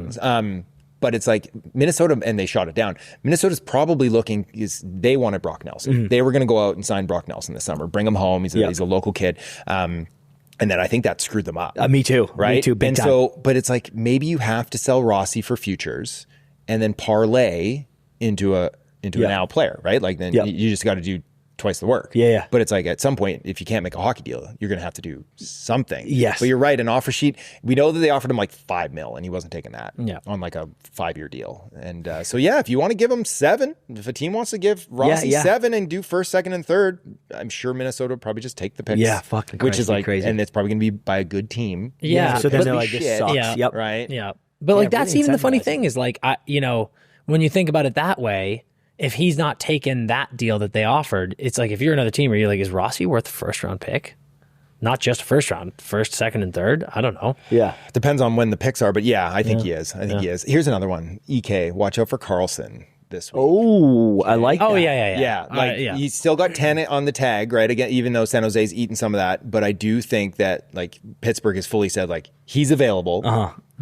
We will consider swallowing a little bit more of that money too, because he's got a $5 million signing bonus or a bonus coming on July 1. If they can get out of that, they might be interested in eating a little bit of that salary and let him go chase the cup. That's interesting. So, he hasn't missed a game in 3 years. I know, He's been dude, kind of a healthy. horse. It's remarkable what a horse good he for is. 50-55. And he looked fucking awesome at Four Nations. Yeah. Like I'm like, okay, dude, the right team around him. Right? Things still. Well, I mean, you know why? I said this a million fucking times. I think why he looked good was because of who was playing in front of him. Yeah. And that's the interesting thing is like if you can get Pitt to eat enough where he look at the Seth Jones deal. Yeah, If you put him on a team like that, if you put him, I mean, I know he's hurt, but like if you put him on a team like Vegas with a healthy Petro and Shea Theodore and he's playing second, like you're laughing. You know where he would look good?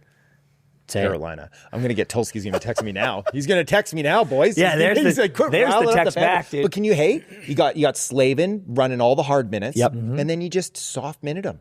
Dude, it's actually hilarious. Ozone That's starts, where he does well. PP1, right? Because they got Ghost and they got the Ghost of Brent Burns, but it's like now they want. It's so funny that like, they'd get both of those Sharks guys. I know, like right? they get Burnsy, then they get. well, I mean, I've said it a million times. I don't know how you'd make it work, but I've said it a million times, partially because of Four Nations. He looked damn good in Tampa. Yeah. He looked damn good in Tampa. Yep. Yeah. A couple of Swedish Vikings in there. hell. Good God. Amazing.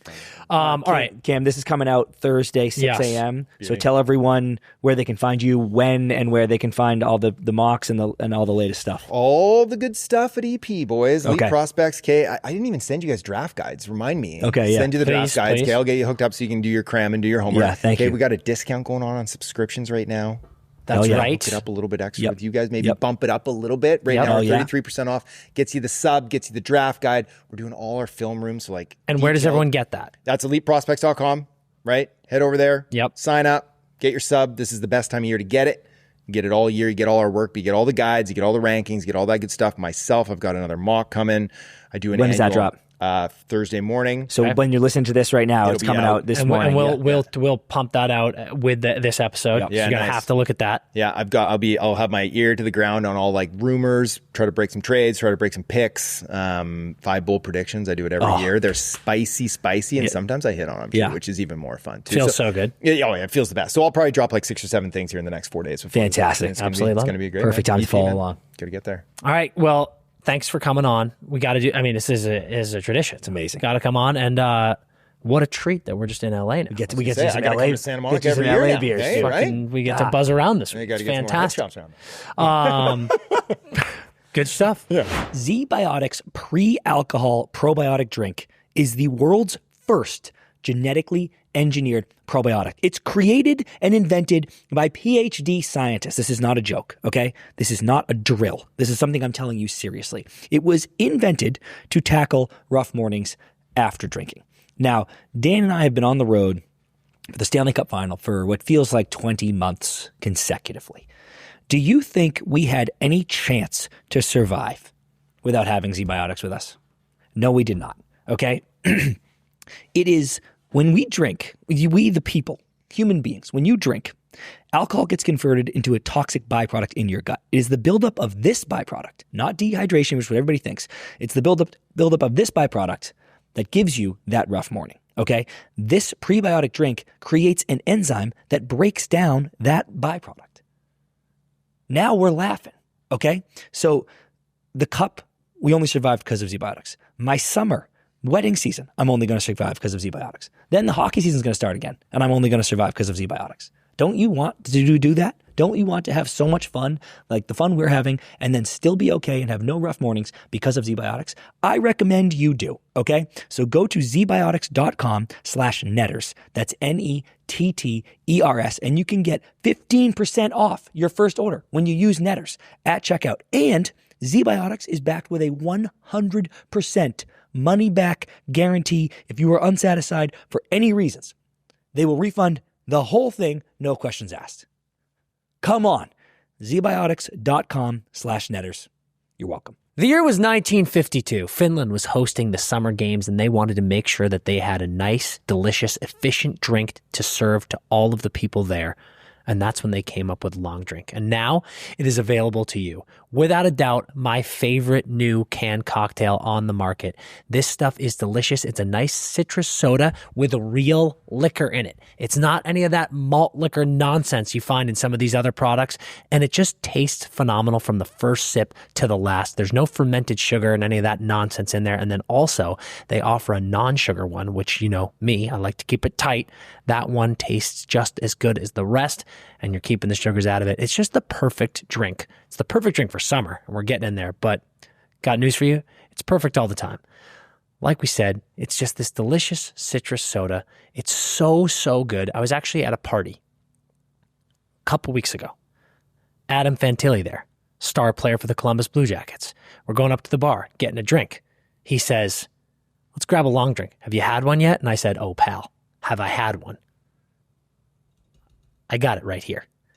Absolutely delicious. It's the best thing going on the market. No doubt about it. It's gluten-free. It's all natural. We got people like Kygo, Ricky Fowler. We got Tuukka Rask, Miles Teller, investors. They're getting behind this because it's so delicious. It's got to be their favorite drink as well. I can't begin to tell you how awful I feel when I drink a bunch of beer or a bunch of these seltzers and they're just so bubbly and you feel so bloated all the time. This is just smooth, delicious, easy to drink. And I can't begin to emphasize enough. The first one you have tastes amazing. So does the last. You know that feeling when you're going through, you're having a summer day, maybe you're out on the lake, maybe you're out by the beach, and you're just gassing a bunch of these types of drinks. And just eventually you're like, I can't take this anymore. It's disgusting. It happens with basically all of them. It does not happen with Long Drink. It's refreshing. It's crisp. It's just fantastic. I cannot stress that enough.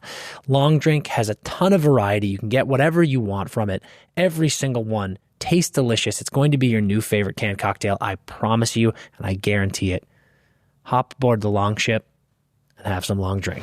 Huge thank you to Cam. Love having him on this time of year. Best. Absolute beauty. The best. Going to be having beers with him this weekend. Yep. How are you? And now for the college hockey flavor, let's throw it to our interview with James Murray from Everything College Hockey. What a beauty. All right, we brought in the big guns. James Murray, Everything College Hockey, here to talk about the 2025 draft happening. This will come out tomorrow. So happening tomorrow. That's a lot of tomorrow. Thursday. Draft on Friday. James, first of all, how are you, man? I'm great, man. It's what a playoff run for the Panthers once again. Fun to watch. Just great hockey all year long, and fun year of college hockey. We got to travel to so many schools this year and see it all. And now we're getting to draft week. Well, we're in draft week, and to see these prospects now get their name called. And we covered a little bit of USHL this year too. So this is one of the most exciting times for me. We get to see them come in and then take off in college too. So I'm excited. Well, for this week. It's sick. All the hard work you've done all year kind of culminates this week. You know. Yep, exactly. No, exactly. And we actually just did a day in the life video with Colin Potter of Arizona State, projected first round pick. So that video actually drops.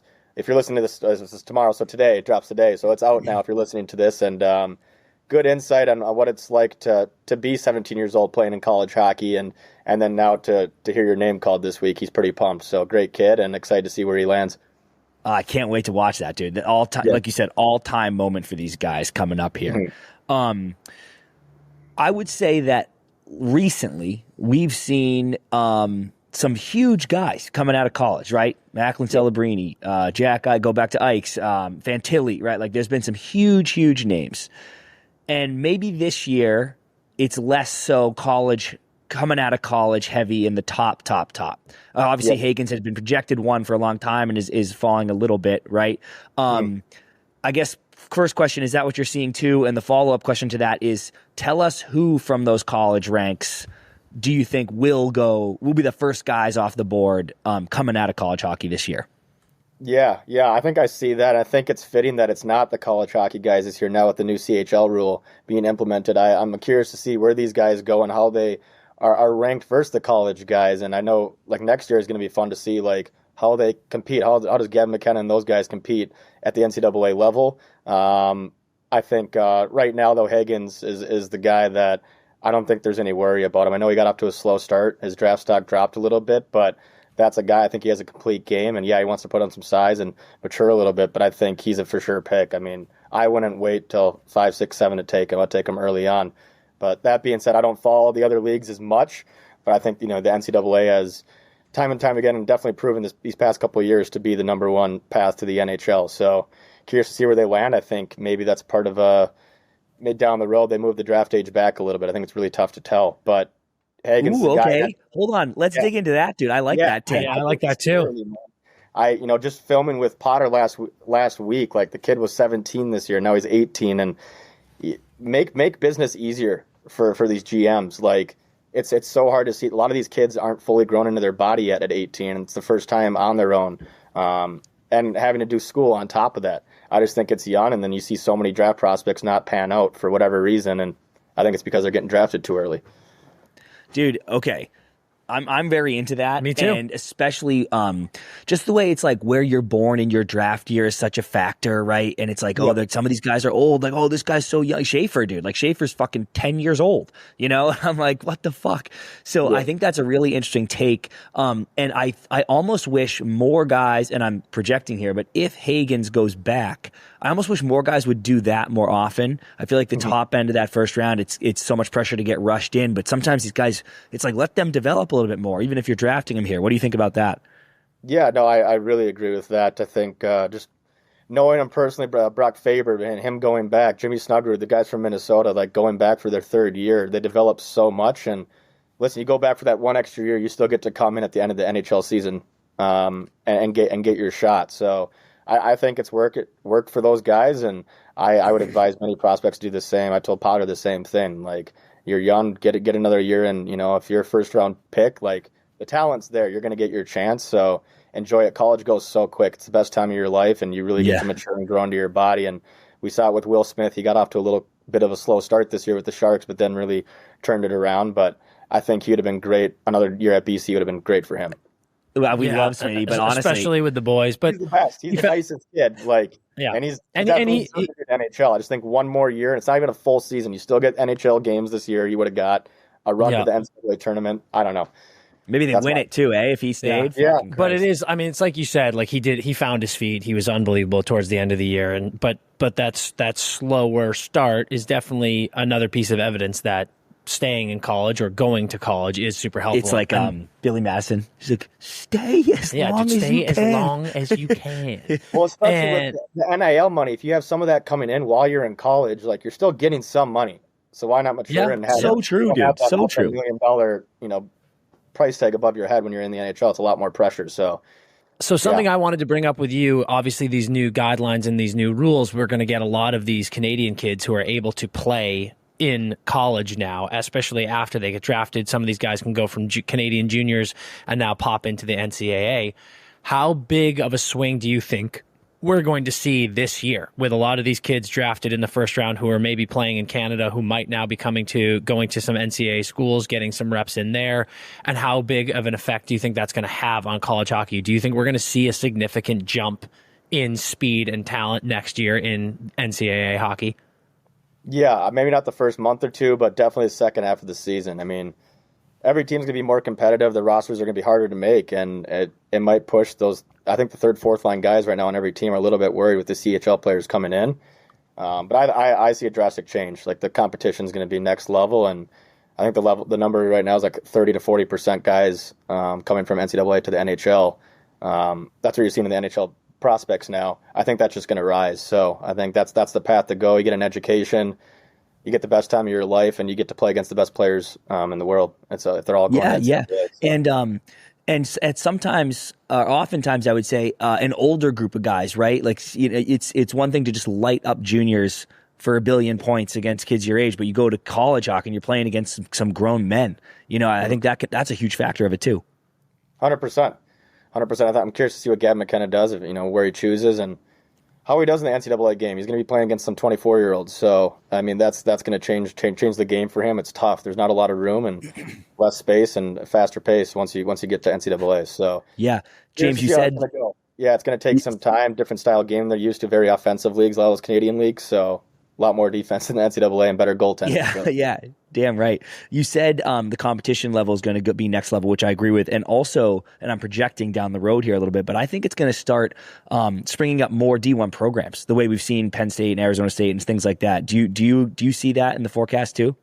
Yeah, Maryville just announced a couple weeks ago they got I think it was $5 million towards the program to be launched in 3 years, and another St. Louis program. I want to see some schools down south gain a program. Same. But you see the run that Penn State just made to the Frozen Four, and now they're getting these top-end CHL guys coming in right away. What a difference that makes. And, yeah, they have more NIL money, so that helps too. But those national tournament runs really help programs out. And so you get some good CHL players and get a complete roster and make a run. You're just going to keep getting commits. It's so competitive now with recruiting. And Maine's pouring so much money in their new locker room and facility and everything, which is great for a program like that. I'm excited to see it. And, I think the bottom tier teams are going to be more competitive. And listen, like the last couple of years, it hasn't been these Big Ten schools winning national championships. It was Western Michigan with no NIL money, and Quinnipiac. So sick. They're winning it. They got older guys. They're going there to win. Minnesota State consistently in the tournament every year. Those guys a lot of them age outs and juniors, but they're going in with one idea, and that's to win. That's it. That's all they care about. So. I'm excited to see those teams with not as much NIL funds make runs with these players now and have more complete rosters to compete with the Boston Colleges, BUs, and Michigan, Minnesota. So, yeah. Love it. Yeah, absolutely. Are there any guys in this draft who are going to be coming from NCAA already, guys who just played this past season in college hockey, that you have your eyes on heavy, that you're like, this guy had an unbelievable year, maybe a bit of a sleeper, someone who you think is going to have a huge impact on whatever team they're drafted by? Is there any name that you are really looking at? Maybe outside of Hagens and Potter. Yeah. Yeah. Hensler out of Wisconsin. I think he's there. He's got body for it, and solid defenseman, still finding his game. Maybe a guy that is 2 years out of making that jump, but I thought he was really great for Wisconsin, and excited to see what he can do. But yeah, I mean, you're taking a chance on all these players just based off one college season. That's again why I want to move the age back to get a better look at them, because like you mentioned, you're going off what they did in junior hockey, and it's so much different than college hockey. So, but Hensler's my guy. I think he's a safe pick. Where he goes in the draft, I don't know. It depends, who needs defensemen and whatnot. But that's one guy I really like. And he has a chance to be in the mix because it's a bit like we were talking earlier. There's a bit of a drop after Schaefer on D specifically. Yeah. And then when that happens, teams start being like, "Well, fuck! There's been 9 forwards in a row. Like, I need a defenseman. I want to take a swing." And in a draft where it's nothing's real, no one's really breaking out. It's kind of like pick your flavor of the week, right? Like which prospect does your scouting department think is good? I think there's a chance we could see some D fireworks up earlier than projected, and he would be a name that I'd be interested in watching. Yeah, I think he's got real first round talent, and again, we'll see what happens. I think might see some teams trade down in this draft. I don't know. What are your guys' opinions on the overall draft in general as far as skill, like compared to the last couple of years? It's an interesting thing. We had Cam Robinson on who'll be in this ep too, and he was saying his bosses were getting pissed that he kept calling the draft a mid, and it's like that's weird though, dude. Yeah. It's funny. Like sure. There's not. We get spoiled often, right? There's a Mac, there's a Bedard, there's these guys that you're like, okay, he's literally plug and play. He's gonna be my captain next year. He's the best player on the team as an 18-year-old. That's not normal. Like that's not supposed to happen every year. So what pisses me off is when we say this draft is mid, we mean as prospects, they're mid. But there could be major superstars sitting here in the draft right now. It's just let them grow into their body and see what they become. They're just not prospect porn. Yeah. And I think also it's like, I love that we have you on right now, James, because we're all big college hockey fans. And I think let's go the high end example is like Lane Hudson is just a great example of a guy who goes in the second round because people are like, oh yeah, maybe he's a little bit smaller and he's playing in college. Like is college that much of a prospect pool these days? And I think that is changing. I think, yes, it absolutely is. And I like that we're looking at a lot of these mocks and we see some of the lower end. Like I wanted to talk about my guy, William Horkoff. I'm obviously a Michigan guy, and I think he had a really solid year, such a young player. He's being projected in the late first round, maybe early second round. And it's like those are guys that I'm like, perfect example of a dude who's going to get drafted here, probably going to go back to, or not probably, definitely going back to Michigan, and probably will have a monster sophomore season, second year. And people are like, oh, fuck. Like, that's such a sick pick, right? Like such a late round or early second round pick that you get another year in college hockey and all of a sudden you just develop. It's interesting. There's that kid Sasha at I think he's at BU, right? The Swedish kid. Yeah. Yep. And I'm great. like the fact that there's a Swedish kid on BU right now who's going to be a first round, second round pick, and I'm like, this is fucking sick. Like some of these guys could pop off in this next year in college hockey. I think Sasha is particularly like he goes earlier in the draft. You got a guy like Pandolfo coaching him, what he's done for the players with Celebrini, Hudson, like all these guys.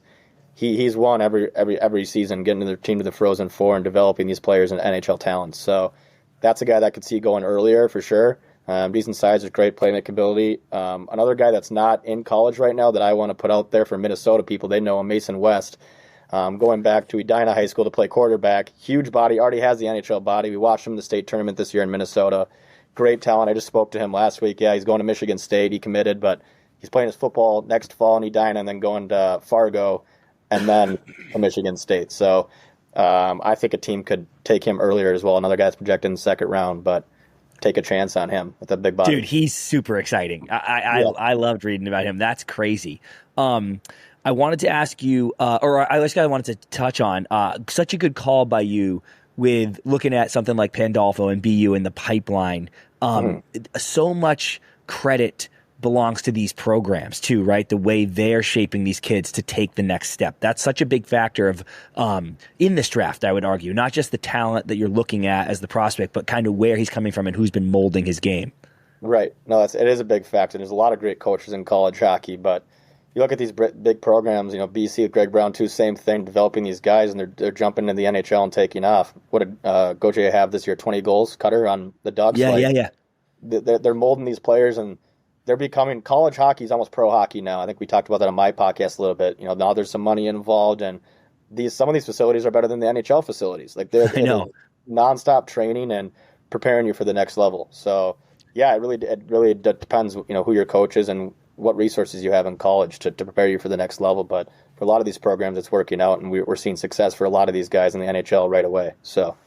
On that topic, James, we were talking to Cam about some of these European leagues and then certainly Canadian juniors, and we brought up Djursgården in Sweden with Frondell and how when you look through it, they get a bit of a knock on maybe not the best program for developing pros. Like truly, if you look through all of their draft picks, the last guy, Holtz is there, but then Zibanejad is kind of like the most successful one, and that was years and years and years ago. Right. Now, you also look at a London Knights situation in Canada of like they feel almost like a pro factory, and like just so many great players go. Cam called them the Yankees. Yeah. Do you look at any college program right now, maybe with their coaches, with their facility, whatever it is, that you, maybe not historically, but right now, you are like, this is such a good program for developing pros? Guys who are going through a program with those coaches, with that system, and when they get to pro, you're like, I think that's one of the best pipelines for the NHL right now. I think turning into one right now is Michigan State. You're going to see a bunch of guys come out of there right now. I fucking hate that so fucking much. Like that. goalie factory too. Same with Maine. A lot of good goalies coming out of there. Obviously, both Boston schools, BC and BU, like it's crazy what these coaches are doing for these players and how much they're progressing each and every year. And same thing when you get to the NHL. Same thing as a freshman in college. You got to give them some time. And it's, again, back to this age of getting drafted. Like, not all these guys have a breakout freshman year that you want them to. And that really takes coaches to guide these now kids, 18 years old, to get them through the hard times, to deal with real-life problems now. You're on your own managing school. And for, the top prospect guys, like, it's a lot to manage. Make sure you're staying focused. And I just talked to Potter about this. Like, hey, you're going to a party school, ASU, nationally known as that. How do you stay focused knowing the first round's in your future here? And he's already a pro. Like, just talking to him, and doesn't go out and party, just stays to his regimen and gets it done and scores like at the end of the day. Developing. So awesome. Michigan State though is that place is crazy. Like the facility, I got to tour that. It's really, really cool. There's a bunch of good colleges now. Colorado College I just went to this year. Like Michigan, all these facilities are insane, and these guys have all the resources necessary to improve their game.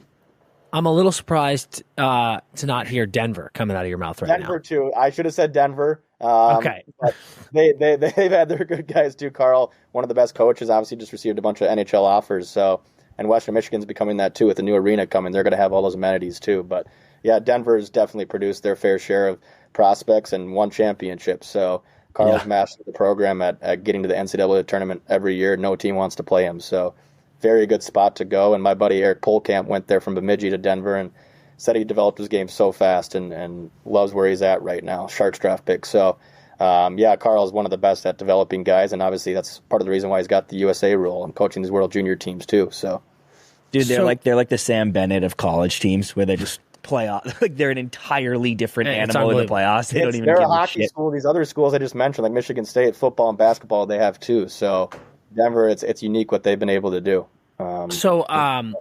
Perfect for me transition with you just mentioning Western Michigan and that unbelievable majestic run that they just went on. Yep. With what we were talking about earlier, a lot of these new players being able to come in, you said it's going to be more competitive, harder to make rosters. Do you also think that's going to make us see some college hockey programs that maybe we haven't heard about or don't hear about every year in the tournament start to rise up and become bigger programs because there's going to be more players available to start making different D1 rosters? Yeah, I do. I think Western Michigan is one of those schools. Minnesota State's another one where these guys, they have older players on their team. Now you and a high-end talent from CHL that's looking to get some good playing time. That's really going to help. We saw Rhett Pitlick come from the Gophers, Minnesota, to Minnesota State this year, and he's a high-end talent, one of the most talented forwards Minnesota State's ever had, and he came in as a huge difference maker. Now you get a talent like that coming from the CHL to join one of these programs. It makes a difference. It's another threat on the power play and everything you got to watch out for on top of, playing against a physical team, like a very physical team that has nothing to lose. So, I'm excited to see it be more competitive. The Michigan Techs of the world that keep finding their way into the tournament, they're going to get some CHL guys. We just had one of their players on. So, it's going to make it way more competitive. I'm excited to see it. I mean, the conferences, the standings last year were all so tight, especially in the Big Ten, Hockey East, CCHA. So, I expect to see the same thing this year and moving forward. Is there anyone, James, that, because obviously the mocks are crazy, but it's for the most part, it's kind of like Hagen's Potter,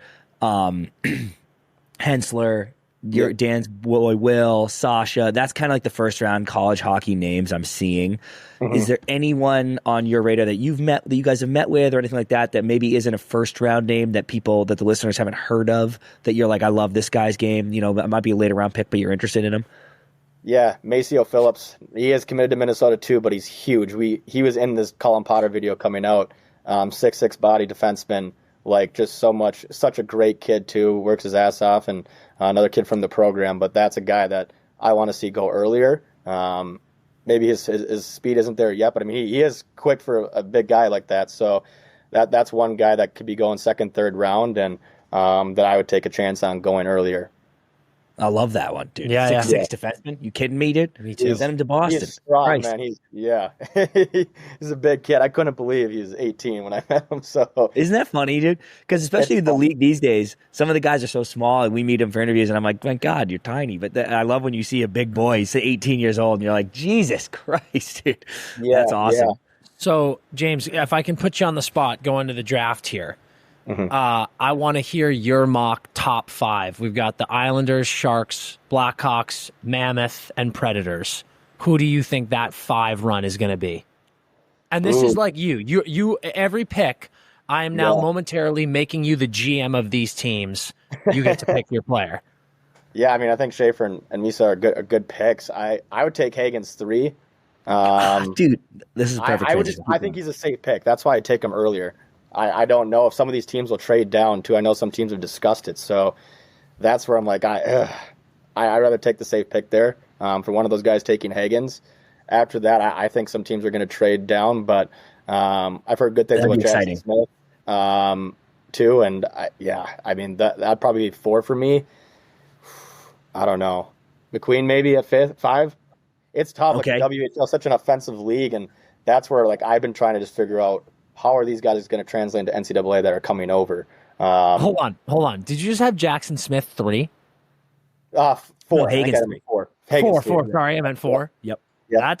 I love that, dude. I love that pick too. Anton Fundell hates James. Defenseman at the top. These teams need defensemen. That's why I see him going early. A lot of forward. Very true. So the teams that want their defensemen may trade up or just take them early just to be sure that they get their guy.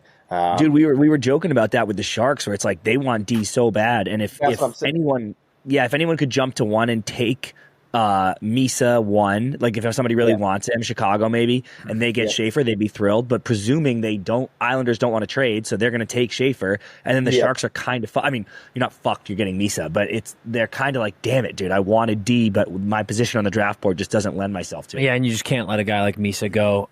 What's your take, James, on we've been talking about this a lot. Schaefer is obviously such an incredible player. It looks like his skill set is ready for the NHL, but he's so young, 17 years old until September. Do you think that there's a world where we might see an Owen Power situation and he might not go straight to the show? Or do you think no matter what, his talent just speaks for itself and he's going?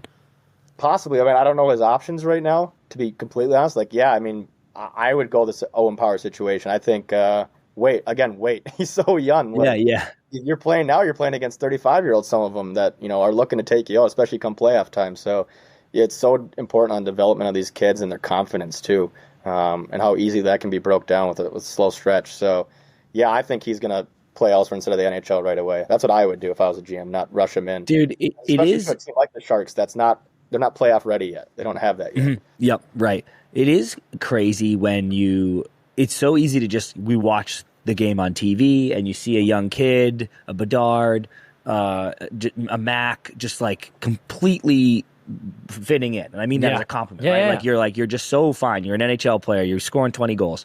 But then when you see them, and you see them all the time, James, but when we're with them, they are children. Like you are a young kid. And it is so crazy to me that I'm like, Jesus, dude, you're in the same league as like Ovechkin. Yeah. I think it's guys like Ovi is like officially at the point where like he could not only could he be like, it would not be absurd at all if he was Schaefer's father. Like he's so much older than him. It's insanity. Fuck. Yeah. Like he's what, like 27 years older than him or 23 years older than him? Yeah, he's 39. Mm-hmm. Is he not 40 yet? No, I think Ovi's actually I don't know. I think he's 39. No, I think you're right. I'm thinking of Perry's 40, right? Yeah. Like Perry's 23 years older than. Yeah. Perry would have been 23, having a kid, and now here he is in the league. Unbelievable. No, yeah. It depends on their body too. Like I said, like the Potter, like those guys they're pros at heart, but their bodies aren't ready yet, and you don't want to get an injury too going in too early or any of that. So give the body time to develop. The people they mature at an older age sometimes. You just got to give them time. So I think coaches are especially in college hockey, like they have a good grasp of where their players at, and that's why these GMs are asking them, like, where are they at? Are they ready? Because a lot of these coaches know what the NHL consists of and what it takes to get there and succeed there. So I think a lot of these GMs are really relying on these college coaches to give them a good. Yeah, I love it. Okay, James, before we let you go, can you give us a way too early, but just a next year look at your college hockey power rankings? Like who you got your eye on? What programs are you like this? These are the guys going to be fighting for a natty next year. I think the Terriers are one for me right now. They've been so close the last 2 years, and they lost the championship this year. Cole Hudson coming back, he's really a difference maker. Same thing that Lane was. And then they got goaltending. They got great coaching. Who's, like I said, Pandolfo's gone to the Frozen Four so many times now, and they keep winning in the tournament. Boston College obviously be there. Michigan State is right there too. They were one in the rankings basically all year, or right there, top 3. So outside of that, Western Michigan finds a way to be up there. Denver right there. So I'd say Denver, BU, BC, Michigan State. I want to see Michigan have a little bit better year this year too. And if they get McKenna, it's problematic for everyone else. So oh my God! But I heard Penn State though for him, or like Penn State might too. Yeah, I mean, God, that would be insane. I know, dude. If this kid goes to Penn State, no disrespect, Penn State, but I'm like, no, absolutely, I won't let it happen. Yeah. But as a kid, you see that student section at Penn State. It's hard to say no to that. Like, they're crazy, and yeah, it's so true. They deserve it. And now they got other kids going there, so if they get him, I could see them winning the Big Ten. And what do you think, James, about we had a great time watching Maine kind of come back into relevancy in Hockey East there, and like I would love to see UNH get in the game too. You know, what do you think about some of those more legacy Hockey East schools? They got a chance? What do you think's the issue with UNH? Like, why can't they come back? That's what I've been trying to figure out. Their fans are still very supportive of them, and we're trying to make it out there this year for sure. But maybe some CHL players can help them get to that level. Like, yeah, true. The whole Hockey East everyone was competitive. Anyone can beat anyone any weekend. So they're not far off, but for whatever reason, they haven't been able to get there. I don't think it's coaching. I don't think it's the skill level. It just getting it done versus these top teams, these other teams, the BU, BC, and last year Maine like really controlled the game and found a way to win those games. It's not like they're getting blown out every weekend either. So they're in a route right now, but I think they're not far off. Yeah. Okay. Good. That makes me happy. Yeah, it makes me happy too. We grew up going to those games. And dude, like the Whittemore Center is electric. Durham is so sick. I don't get why. I mean, there are so many of these. I don't want to shit on any towns, but there are so many of these great programs where I'm like, Durham is right up there. Yeah. Like, I mean, you should definitely go this year. Jim. Oh man, it's a blast. Blast. Yeah. UNH is the shit. Yeah, seeing them come back would be so electric. And it's a hockey school. I think getting to talk to a lot of these players, they want to go play at a hockey school where that's the number one sport. Oh, dude. No doubt. Another great point. Like it's like Maine. It's like UNH is a hockey school. Like there's no team. They're not going there. No one's going there for fucking football. No one's going there for basketball. Like it is a hockey school. We make UNH sick again. Is our campaign here. Okay, BU Natty. We're calling it here. BU Natty this year. They finally do it. I think they get it done this year. Yeah. We'll see. I'm not betting against them though, and you better believe Denver will be there too again. But BU is so hungry, and I think they want to win it and get it done. Who beat Michigan State last year? Cornell. Yeah, Cornell. Oh my God. They got a new coach coming in this year. I'm curious to see what happens with them, but they're always at the top of the ECAC and find a way to get in that tournament. So they had to win to get in this year too. Won that championship game in the ECAC versus Clarkson. That's right. And then took down Michigan State, and now pissed off all those guys, and they're all coming back from Michigan State this year. So yeah. Dude, isn't that crazy? The dominoes, like just because Cornell beat Clarkson means they beat Michigan State, which means kids at Michigan State are coming back because they didn't win last year. It's crazy. It's crazy. I mean, I think, awesome. they're gonna be mad that they had a first round exit this year. So with Augustine coming back and the Hobie Baker winner Isaac Howard, they're going to be a tough team to beat. And there was electric last year. They got their fan base back at Michigan State. So I'm excited to see what they can do this upcoming season. Hell yeah. All right. Well, James and I are on Hagen's going high. Fuck you. And where do you think Hagen's is going? I have no idea where that is coming from. That was out of pocket ricochet shot for no reason. I literally on our hockey talk the other day, I was like, James Hagens is one of the best kids I've met in a long time. I hope he goes 1. So fucking Jesus, he's a great kid. He's unbelievable. He's just dude. He's got the swag, man. I'm telling you. I only got to meet him once, but he's got that swagger that I love, dude. I think if he falls, because I think he's going to fall. By the way, like I want him to go high, but I think he's going to fall, and I think it's going to be. We're going to look back and be like, what an insane drop that was, steal of the draft. Yeah, I mean, I was just on Nesson the other day, and they're talking about getting Hagens at 7 at the Bruins. So yeah, dude. If that happens, like by all means, I know he wants to stay in Boston, so if he's there, that's an easy take for me. No brainer. I'm rooting for that. My God, dude, like the Bruins slipped to 7, and I'm like nightmare, and now we get Hagens. I'm like, actually, you guys think there's going to be a lot of trade downs? I don't know about trade downs. I'm waiting. I think we're going to see a lot of trades, or I hope we're going to see a lot of trades after pick like 10, because I do think I think after pick 10 to 15, we're definitely in that realm of like, we're kind of just, we're picking futures here. Like, I don't really know what's going on. And I could see a lot of trades happening of people popping down, maybe people getting picks next year, because I do think next year's draft looks disgusting. Yeah. So we'll see. But I've got my eyes peeled heavy on that Islanders trying to get a second pick in that top 10. I would love to see something happen there. And then there's just a lot of guys. There's a lot of guys right now who I could see on the move in the league currently. We saw Evander Kane just got dished today for a pick. Yeah, so, dude. Fucking hell. So I want trades. I love trades. Yeah, trades are the best. It makes it fun to watch. I want the draft to be a bigger deal. I know, and maybe part of that is getting these kids drafted at an older age, but we see in the NBA, NFL, it's a huge deal. So how does the NHL make it more of a thing, make it more popular?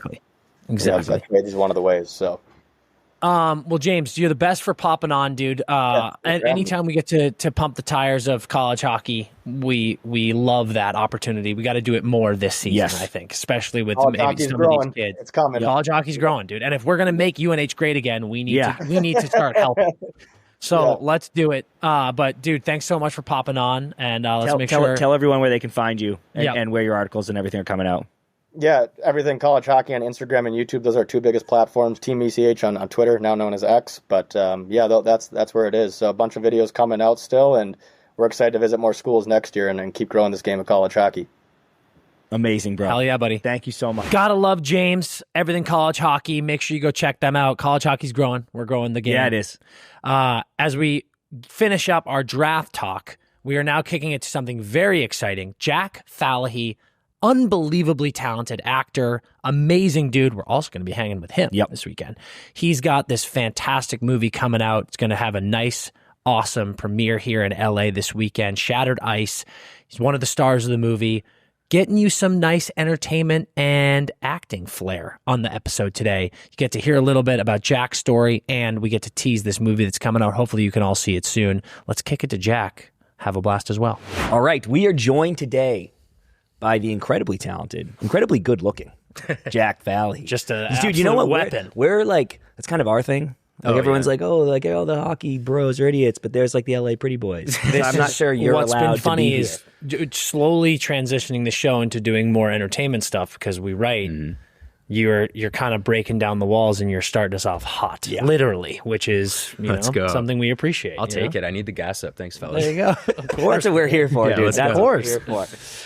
So for the locals in the chat, Jack hucked all the way over here from Echo Park, which I don't think should be underappreciated. The best part was when you came in, I was like, was it a grind again? You were like, no. We were like, where from? And you were like, Echo Park. And we were like, Jesus Christ. Look, I'm a Midwest boy. We would take a 4-hour drive to go see family. Like you get it. I get it. It's fine. You know what I think has, I wonder if you'll agree with this. The living here has completely warped what like drives are acceptable. I go home to Maine and my friends are like, I'm like, we should go to this IMAX theater to see this. And they're like, where is it? And I'm like, it's like 2.5 hours away. Yeah, and they're like, what? 100%. Yeah. Like, totally. Excuse me? And you're like, shit. Like, oh, sorry. We drive a long way in LA all the time. Yeah. Holy hell. So Jack, you are a Michigan boy. That's right. From the very beginning. Yep. Born and raised. Yep. What was growing up in Ann Arbor like? The best. I mean, I think I took it for granted, but it constantly made those lists of like top 10 places to raise a family in the States. And it was typically, in the like number 1 or 2 spot. But it was just like a very picturesque place to grow up, plenty of time outdoors, but also like a very diverse city and kind of has this like weird, funky, like granola backdrop to it. Yeah. It's where, fun fact, where like 420 started, National Hash Bash. Is that started. true? Yeah. What? Yeah. I don't think enough people know that. My parents were both like, hippie adjacent, I think, because they met at University of Michigan. And my dad would like slyly take me and my brothers down to get our haircuts on campus on 420, I think as like a cultural exposure thing, because you'd walk around and there'd just be perma smoke everywhere. Wait, how old were you when this was happening? I don't know, 10. Were you aware? Were you like, oh, everybody's high here? Or were you like, yeah, this is but cool. because foggy again today, Dad? Because it was like decriminalized and so, out in the open, I went to school in New York, and I remember people warning me, like, you cannot smoke weed outside in New York City. Like, you will get arrested. So, yeah, Ann Arbor, it's a great, great place to grow up. Also, like, a huge hockey town. And, massive. You know, Massive. I was talking about hockey, good-looking hockey studs. It was very eye-opening for me, too. I went to a parochial private school up until high school. So when I went to the public high school, all of a sudden I was in class with like the U.S. hockey development team players. Yeah. And I was like, who are these studs that look 35? And why do I have to compete with them? They all know each other. Homecoming They have more facial hair than me. It's just fucking bullshit. Yeah. No, they're all good boys though. They, a couple of them went on to go play in the show, and like they were a really good time. But they were like, going to school half the day and then skating for like 6 hours. And, typical. Yeah. That's my favorite thing when you talk to the guys at the dev program, and you're like, what was schooling like there? And they're like, it wasn't. Exactly. No, it didn't exist. Like, you read a book in a group room, and you're like, we had to go to class with all these nerds from the private school, middle school. Yeah. Like, I mean, we were definitely doing homework for some of the boys. That's for sure. And then, we go on like camping trips and fish and stuff on the weekend. It was a good time, man. You always joke you take a creative writing class and it's just doing homework for someone. 100%. You're like, shit. Yeah, 100%. Yeah. Did you grow up a Michigan fan, like the University of Michigan? Yeah, big time. Like being in Ann Arbor, it's hard to avoid. Yeah, right? and so many of my aunts and uncles also went to the school. So, and my younger brother went. I did not get into the acting program at University of Michigan. It's okay, I'm not bitter. Yeah. We would never say something like, fuck you. Of course not. But, we had, growing up between my uncles and my pops, we had, I think, 6 season tickets to the big house. So I was at every game. Really? Oh, yeah. That environment is out of this world. Yeah, out of control. Like, you can't even, it's hard to explain to people that haven't been there, because it's like, they would be over capacity at like 118,000 people. That's so nuts. And it would be like bitter cold. Like late October, early November, and people don't care. It was electric. Yeah. Yeah. Dude, mayhem. I imagine you're still a fan. Oh, yeah. And the last few years have been just... I was at the Rose Bowl. Yeah. Really? Oh, yeah. Fuck yeah. So dude. sick. Yeah. God, that's incredible. Unbelievable. So you grew up in this kind of hockey town, and definitely in a hockey state. You played hockey. You were a hockey guy. A bit. I played some pond hockey. Yeah, you dabbled. I dabbled. I was not. My dad's an orthopedic surgeon, so he wasn't big on contact sports. But funny enough, my mom actually put me into. It's also a huge figure skating town. Oh shit! I didn't realize that, but of course it like is. Yep, that makes a ton of sense. Yeah. Because I think it was in like the 90s they built the Ice Cube, which was like the big indoor rink facility, which attracted the dev team and then all of these figure skating coaches. And so my mom put me and another neighborhood boy, a buddy of mine, into figure skating. We were young, like 6 or something like that.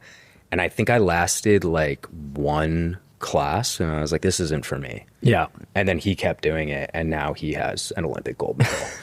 So shout out to Evan Bates. I was gonna say, who is it? Yeah. He just won Worlds for the 3rd time, I think, in a row. And I always joke with him that if I'd kept at it, then I'd also be an Olympian. And he's like, oh, Jack, that's just simply not true. You're not an athlete. You never had it. Yeah. That you two could have been the next Blades of Glory if you had just kept it. That's true. Like, that is devastating. Yeah. That would have been really awesome. Do you ever look at Evan and you're like, fuck, that could have been me?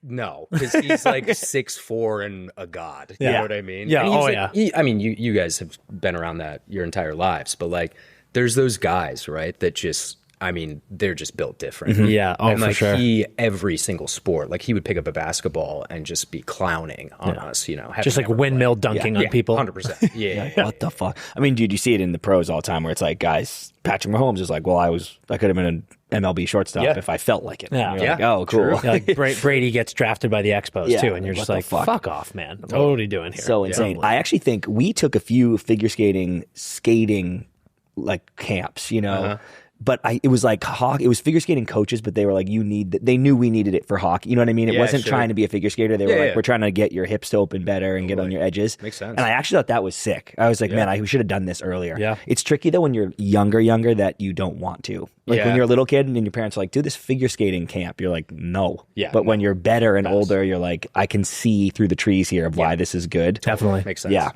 Yeah.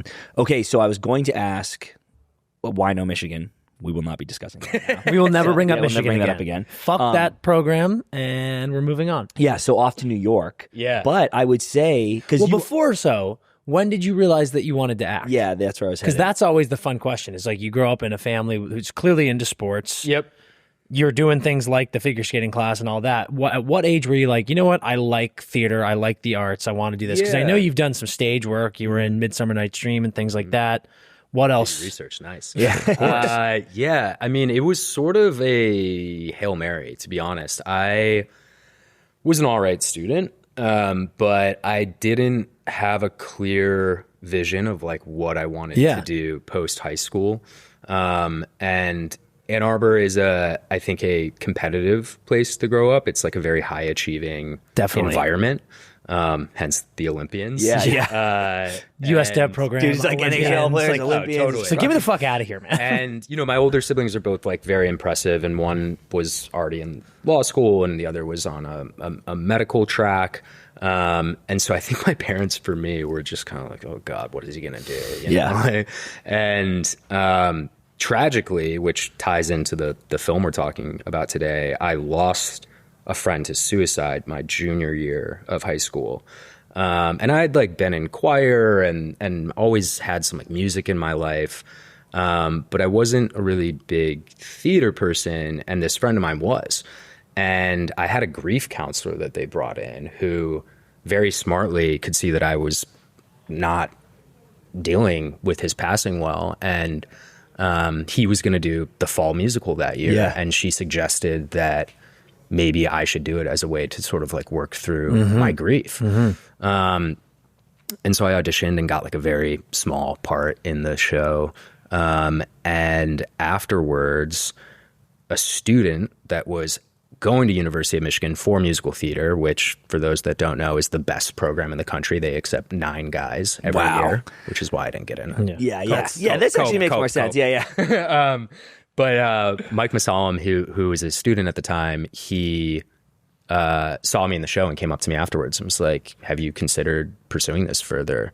And it had not crossed my mind. And he very graciously offered to coach me and a friend for free after school for collegiate acting auditions. And I think my parents went along with it because they were expecting I wouldn't get in anywhere. And I sort of didn't. I didn't even get into NYU until they like pulled an audible where I think someone dropped out. And so at the end of the summer, I'd already like put a housing deposit on at a different school, which would no way. Where? Vanderbilt. Wow. Okay. Yeah. And I got a call at the end of the summer, and it was like, a spot opened up. Do you want to go? And a buddy of mine was going to that program from Michigan. So I was like, yeah, let's do it. I'll send. Dude, good for you. That's a massive last minute pivot. The crazy bookend of that story is Mike, who coached me through all those auditions. Years later, like we fell out of touch, all that. Years later, I come to LA. I know I'm skipping ahead, but I book How to Get Away with Murder, which was like my big break. Yeah. We shoot the pilot, the first episode in Philly, but then we get picked up and we're shooting in LA, and I pull onto the lot for my first day of work as, a series regular on this big show. It's really exciting. And there's this guy stenciling my name onto my parking spot, and he turns around and it's Mike. Oh my God. Shut the fuck up. And I jump out of the car and I'm like, what the hell is going on?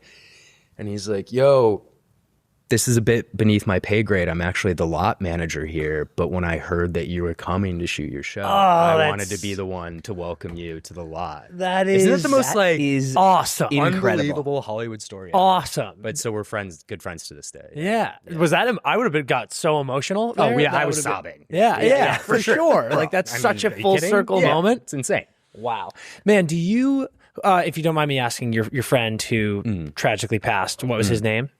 I'd rather not say it. Okay, yeah. When you do your work, every role that you have, is he kind of always in the back of your mind, knowing that it's like really sort of the steps you took to deal with that grief and kind of move forward? Yeah. It led you down this path. It almost must feel like he's with you in like every role you take. Yeah, absolutely. I mean, I think too that when Shattered Ice, this film came to me, it felt cosmic in some way. Yeah. Because, you know, the film, that's the whole thing, is it's dealing with a community that is trying to deal with the fallout from a young man dying by suicide. And I saw so much of my own struggle in the characters on the page that I knew it was something I really needed to do, not just wanted to do. Yeah, I love that. Yeah, I love amazing. that. That's awesome. So Tish, you get there. How was that experience? Everything you hoped and dreamed, or was it chaos? It was chaos, man. I mean, it was so fish out of water. Like growing up, you know, in Ann Arbor, it's like a Big Ten school. It's like a very proper American collegiate experience. And then you get dropped in New York, and there's effectively no campus. There's true, dude. People don't realize city, that. right? Yeah, there's like no sports. There's no Greek life. I think being in Tisch, the art school, is helpful because you're at least like put into these little clusters of people that you're seeing every day. You've got a community, right? Like yeah, totally. Yeah. I loved it, but I think it's very sink or swim. Like I think some people just, it's not for them, understandably, you know? But I think it's like definitely what I needed to, jump in the deep end of like, if I'm going to be an actor or an artist of some kind, then I need like full immersion into a city like New York. Yeah. Had you been to New York at all in your life before that? I'd like gone and seen some Broadway shows with my family, but not really. Yeah. I mean, so certainly not as like a young adult where you're just in the mixer in the city, you know? Yeah. And then you can imagine it's like college is the first time you're really like, for a lot of us, spreading your wings, right? And have that freedom, but you're in Manhattan. Yeah. And there's no one looking out for you. my God. It's kind of crazy, to be honest. So, a Midwest kid, and you moved to New York City. Did you have an adjustment period, or were you, because it sounds like you love New York now. Oh, yeah. And were you just immediately like, I fucking love this place? Oh, yeah. I loved it. Yeah? Yeah. That's I think it was hard to adjust to the like money. Yeah. You know, because I actually, it's funny, as you were telling this story, in my mind, I was thinking, God, I couldn't imagine moving to New York City at like 19. I feel like I would be eating like food truck every single night. I mean, it was really eye-opening to be at a school, and you know, I come from a privileged background, but to then go to New York and see like, oh, there are people with infinite money, and their kids are my classmates, and I can't keep up with their spending habits. So you want to go to the Hamptons, and you're like, exactly. Are you going to smuggle me? Truly. Yeah, exactly. So I had to find all of the, you know, the grungy kids that I could roll with. Yeah, you know? Dude, Dan knows the story, but one of the first times I spent time in New York, I was with some buddies, but they were gone, and I was in Tribeca, and I needed to get to Penn Station. So my boys are like, dude, walk to Canal and take the 1 train uptown, and you'll be fine. And I'm like, okay. And I got to walk to Canal, but there's the uptown and downtown is like a different entrance. Yep. So I went down the downtown one. Yep. Somehow realized that I was like, this isn't right. Go up, cross the street, find the uptown. I'm like, I'm the man. Get on Canal. And they said the first stop will be 14th or something like that. I'll know you're on the right way. But they actually forgot there's one other stop before 14th. So I take it one stop. It's not 14th. And I'm starting to freak because I'm like, I'm going the wrong fucking way. Sure. So I'm about to get off. But then the next stop is 14th. So I'm like, oh, I'm golden, dude. Yeah. But when we hit that, I'm on the 1, right? Yeah. And dude, it's packed subway. Like there's a fucking million people. I'm just sitting there. I'm like, I actually don't know this story. I'm like, we're golden. We come into 14th, and as we stop, the doors open, and the express train arrives too. Yeah. At the same time, and literally, and I'm not using that word hyperbolically, every single person in my car sprinted off my train across the platform and into the express train, and now I'm just sitting alone on this train. And I'm like, is this about to blow up or something? So I just get off because I'm like, what the fuck? But then I don't want to get on that train because I don't even know where the fuck that goes, even though it's going exactly where I need to go. So that one takes off, and then the one takes off, and I'm just sitting on the platform alone. And I was like, what the shit is going on? I tell the boys, they're like, dude, it was fine. That was the express. You're golden. But dude, welcome to you New don't York, know pal. shit when you're a newbie. It's crazy. Like, I mean, I'm 36, so like when I got to New York, like phones were still shitty. Yeah, you know? yeah. So it's Oh, like, dude. we didn't have like Google Maps. We had like awesome the LG Shine phone. Like, Yeah, it's an awesome one. Yeah. So it was. I think I'm really grateful that I was in New York at that time, where, yeah, we were less, plugged in. But if you like didn't know where you were going, crazy. and there were a couple times where I like would end up, at Coney Island. Yeah. This is not right. I gotta get a dog. Christ. Yeah, That's hilarious, dude. Okay, so as I want to get, because you have an amazing entrance to LA story, but I kind of want to just half step there. Was that like the plan? Because there's work in New York if you want it, but were you like, I got to get to LA? I want to say, what was kind of like the dream as you were moving through Tisch? How was that dream shaping for you? Yeah, I mean, I was really fixated on stage. I think as many people that are going through acting school are. Yeah. That's how you're trained, right? And that was the dream. Still is the dream. Hell yeah. But, Really? Oh, yeah. Like you prefer to just rock it on the stage. Oh, dude, if Broadway called tomorrow, I'd be out of here. That's sick. That is Broadway, if so you're listening. fantastic. Yeah. Notoriously, we have a ton of Broadway bigwigs who listen to this show. You got a really interesting cross section for this. But yeah, man, I started auditioning and got close on a lot of things. But I really started to get lucky just grinding through like the indie film space in New York. Oh, okay. Which at the time was like, just starting to blossom. And it was great. Like I worked with a lot of incredible filmmakers and met some of my like lifelong friends and shooting like, overnights illegally without permits. Yes. We've been there. Yep. Yeah, it was the best. And then I started to audition more for television. And, back in the day, they would, if they liked you, they would fly you to LA to what they call testing for a TV show. And so I did that a couple years. And my manager at the time smartly was like, you gotta be out there. You gotta be boots on the ground. Mm-hmm. This is right after you graduated? Yeah, it's a couple years after. Oh, okay. Yeah. I stayed for like 2 years, I think. And I was going through a pretty bad breakup with a girl. So I was like, this is a good time. Yeah. I got to get out of here. I'm going to put 3,000 miles. Yeah, that's good. Yeah. Because New York's big, but man, it can feel small sometimes when you're running into the same fucking people. Holy hell. I mean, going through this breakup, it was insane because we lived like, I don't know, 20 blocks from each other, but we would run into each other every day. Yeah. Well, how long did you guys date? I feel like when you date for a little bit, you start liking the same places, you gravitate towards the same places. It's a nightmare. Yeah. So that was, it was both a career and personal decision. And so, I drove cross country with my younger brother and just came out here. Amazing. Like, didn't even have a place to live. I was just like crashing on couches. Bro, we did the same thing. It's crazy. Like literally hucked it from Maine. No job, no nothing. So I was like, dude, one of our classic stories of that journey is like it was so dumb. We drove from Maine and we didn't take our time. It was partially with, we found a place sight unseen. So we were like, we just got to get there. Yeah. So we just drove and just crashed. Like we drove to New York, crashed tonight, drove to Ohio, crashed tonight, Minnesota, crashed tonight, Utah, crashed tonight, then got here. Yep.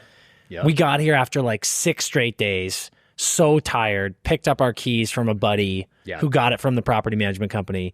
We get to the apartment, it's midnight, it's after midnight. Yeah. And I was just so tired, scared. And I was like, what, like, Jesus Christ, where are we?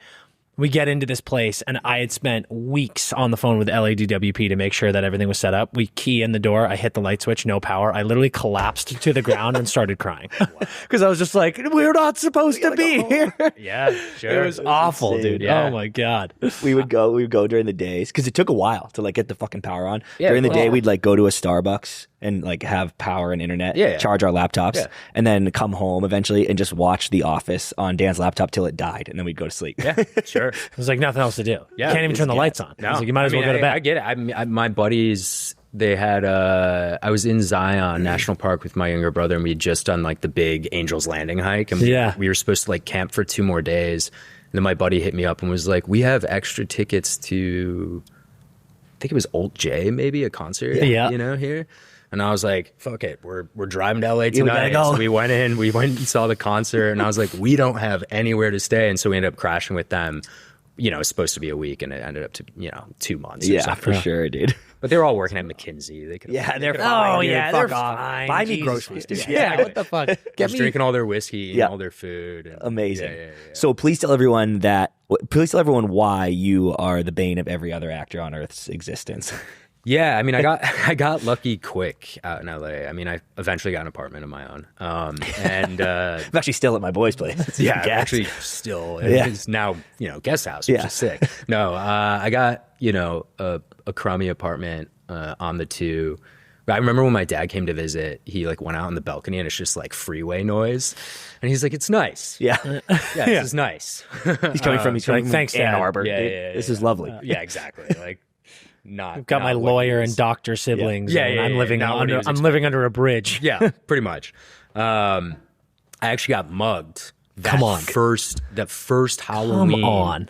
Which was the Midwestern in me, where I was at a party in Silver Lake, and my first apartment, I guess, was like Echo Park-ish. And I was like, I'm just going to walk home. Like, you just go over these hills, and then like I cross the freeway, and there's like an overpass. And I remember my friend who was a local was like, "You shouldn't do that." Yeah, don't do that. Yeah. And I was like dressed as a pirate, And I was like, "It's fine. It's 2 miles or 3 miles." You're asking for it, dude. The guy thinks you have treasure. I mean, you're fucked. Yep. And I was walking under the overpass, and this guy came up and he pulled a gun on me. Fuck, dude. Ooh, so it was is a no proper mugging, words, dude. no nothing, Yeah, just gun. Yeah. And I just was like, "Yup," and threw him my phone and my wallet. Yeah. Holding up my plastic sword. It's not real. Dude, you've got a plastic gun. You're like, dude, I'm reaching, I'm putting this down. This Not is reaching real. for anything. Yeah. Fuck, But it that's was funny. it was a really fun, like, the first couple months, because I'd been out here shooting a film, but other than that, I hadn't really spent much time in LA. Yeah. And then when I got here, I got lucky quick where I, booked like a guest star on something, and then I booked 6-7 episodes on this, what was then called ABC Family, is now called Freeform. And then that first pilot season rolls around, and I, booked How to Get Away with Murder, which, went on to be a massive hit. So, all my friends were out here like grinding for years, and they're like, "Oh, Jack comes in 6 months." Sick. Yeah. Super sick. Yeah. Okay, well, let's get into that. Sure. What was that like, dude? Because I mean, even though your grind was short, Yeah. you're well aware of what this industry is like, how Totally. hard that stuff is. Yeah. So that moment, And you see all the people, right? It's like, we know that grind. You get here and you're like, there's 1,000 actors here. You go to auditions, there's 50 people who look just like you. Yeah. What was that call like? Yeah, it was an interesting audition process, because I shout out to Max Fowler, a really good friend of mine who we met on a film like years. We did this Nick Cage film together years prior to me booking How to Get Away with Murder, and he is British, and so he asked to crash on my floor for pilot season. And that's like, I think speaks to the community of actors. It's just, you're in competition, but you're also not Rooting in a for each weird other. way. Yeah. You're like, if someone in the family books it, then like, hell yeah. Yep. And so he came out and crashed on my floor for probably like a month, and you're constantly like comparing what auditions you're getting, right? Especially if you're the same age and same type and all of that. And he got this script for a show called How to Get Away with Murder, and started auditioning for eventually what would be my role. oh wow, And he, I remember, was like, "I think you should read this. I think you'd dig it." And it was like, during pilot season back in the day, you would read like 4 or 5 pilot scripts in a day. Yeah, because they buddy. were, Yeah. they were just making so much. And I remember sitting down to read How You With Murder, and I was like, oh, this is something different. And so I sort of like begged casting to read me, and there were a bunch of different roles in the pilot, and they were trying to figure out like which role they wanted me to audition for. And eventually I auditioned for Connor, who at the time was called Patrick something. Patrick Donahue was his name. Okay, yeah. Pilot. But yeah, and Max was like in callbacks for that role. He booked something, so he was fine. Yeah. So we didn't lose a friendship there. No. Yeah. But yeah, you audition, and it's a weird process where like you go in front of casting, and then they bring you into test, and then you're in the waiting room, and they like drop this like 200-page contract down that you have to sign before you do the final audition. And it's really nerve-wracking. I'd be curious, like one day I really want to see that final audition tape, because I'm sure that I was just like, oh wow, dude, I can't believe you've never seen it. Yeah, we got to track that down. Yeah, that's cool. Yeah. But yeah, I auditioned for it, and then you wait, and like I think like a week went by, and I was up for this other show at the same time that luckily didn't cast me because that show did not get picked up. And would that have come first? Like you might have just taken that? Yeah. Fuck. If they had cast me, I think I would have had to go 100%. Like, contractually go do that show. But yeah, got the call. I remember I was like, where were you? I was in the Silver Lake, like the meadows, like the park around the reservoir. And I was laying in the grass when I got the call, and I remember, my agent, that you always know it's good news because it's a conference call, dude. Yes, so the assistant's like, oh, we have so and so, so and so, and so and so, and I was like, oh, yeah, and already like panicking, and they told me I'd book it, and I remember dropping my cell phone, and I just started doing cartwheels. And there were like people like having picnics and stuff around, and they were like, "What?" And I was like, "I booked a pilot. Let's fucking go! Let's go!" God, that's awesome, fucking awesome. Yeah, I love that. Did you know the call? Like, did you know a decision was coming that day, or were you literally just in the park? No, just man. cause. Yeah, you're just waiting. That's the craziest part. Yeah. Fuck, dude, that's unbelievable. Yeah, and then it was really exciting because like they cast most of like the supporting ensemble, the law students and everyone else before. Like we were in Philly when they walked in. We were in rehearsal, and they walked into the room, and they're like, Viola Davis is going to be Annalise, and we were just like, what the fuck? It's so insane. Oh, dude, that's insane. Holy shit. Face melting. Yeah. For real. Yeah. Oh my God. Can you tell the meeting Denzel story?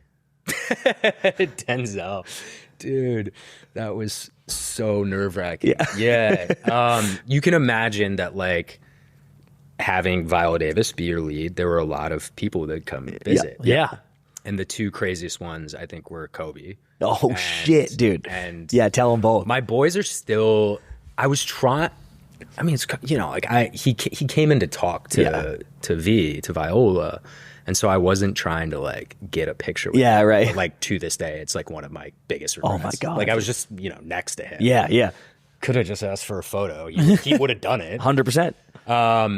But yeah, there was some crazy. Denzel came in because he was pitching Viola to do Fences, which I had seen them do on Broadway when I was in school.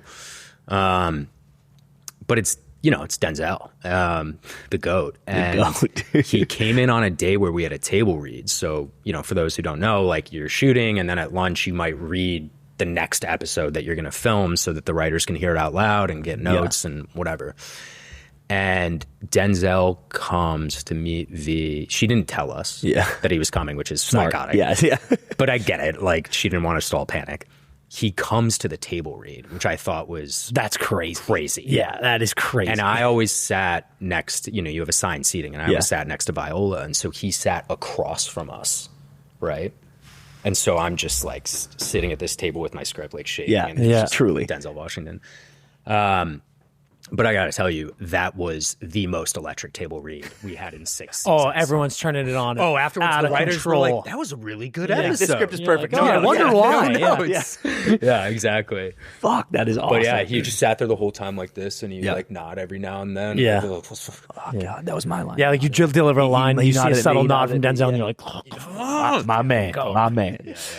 Did you get a picture with him?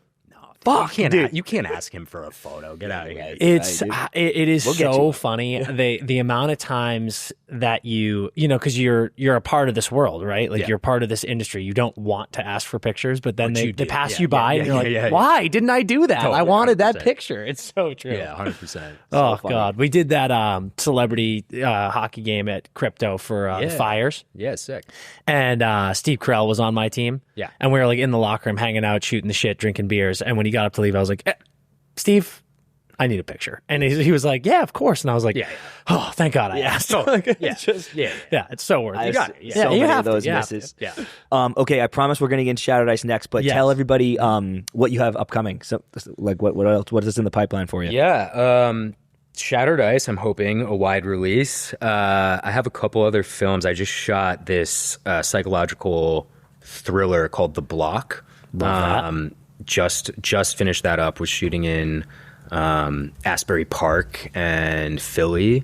That was really exciting. That was like my first time as #1 on the call sheet. Yeah, sick, dude. Congrats. It's awesome. Thank you. And like a really intense, you know, I'd never done horror at that scale. And so it was just like 30 days of me like in prosthetics covered in blood. Yeah. Is it weird? Like just, yeah. But I'm not actually a fan of horror. Like I'm just at all. I'm too much of a scare. I mean, I watch them, but I have a really hard time. Yep.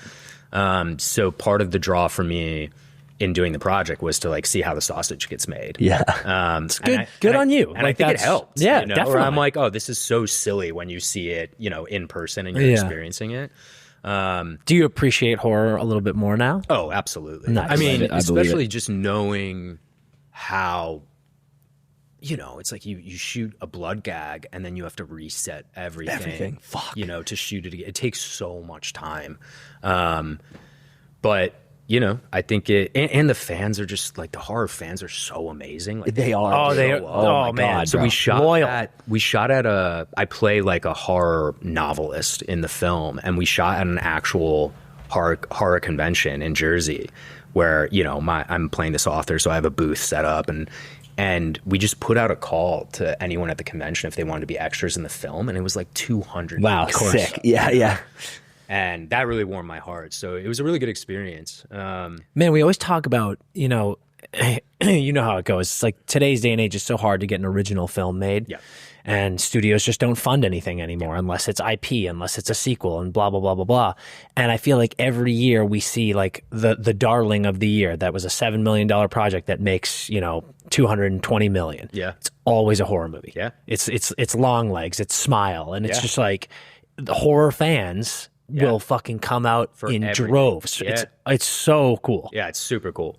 Yeah, I'm really excited for that one to come together. And then I have another film called Forge, which is about young siblings who are dabbling in the art forgery world in Miami. Cool. That premiered at South by Southwest, so I'm hoping that'll definitely get a release. It's such an incredible film. Hell yeah! I'm like blink and you'll miss me, but I get to play like a like a New York finance bro, which was fun because I got to hit up all those McKinsey guys. 100%. About to say, a lot of research. A lot of research on that. Exactly. I wear.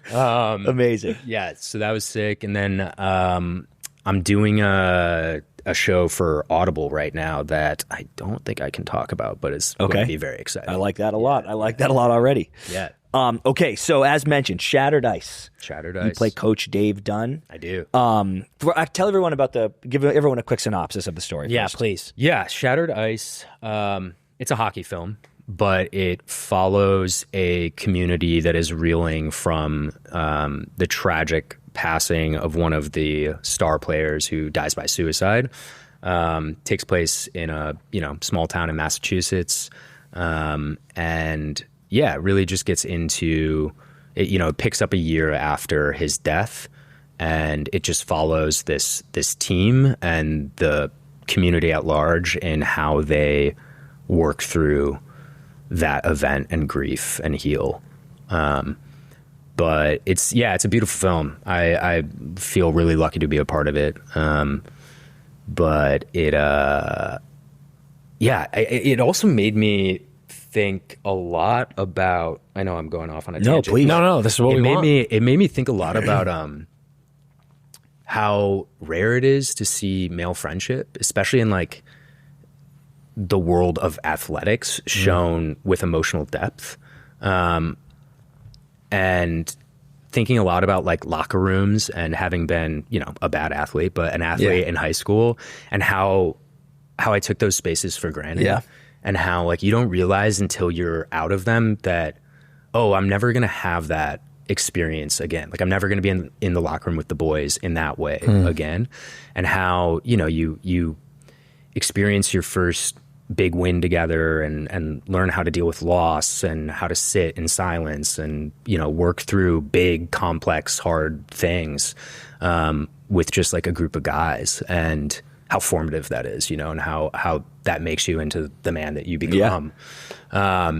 And so I was really drawn to the film because I think it tackles that, it explores that given a very big,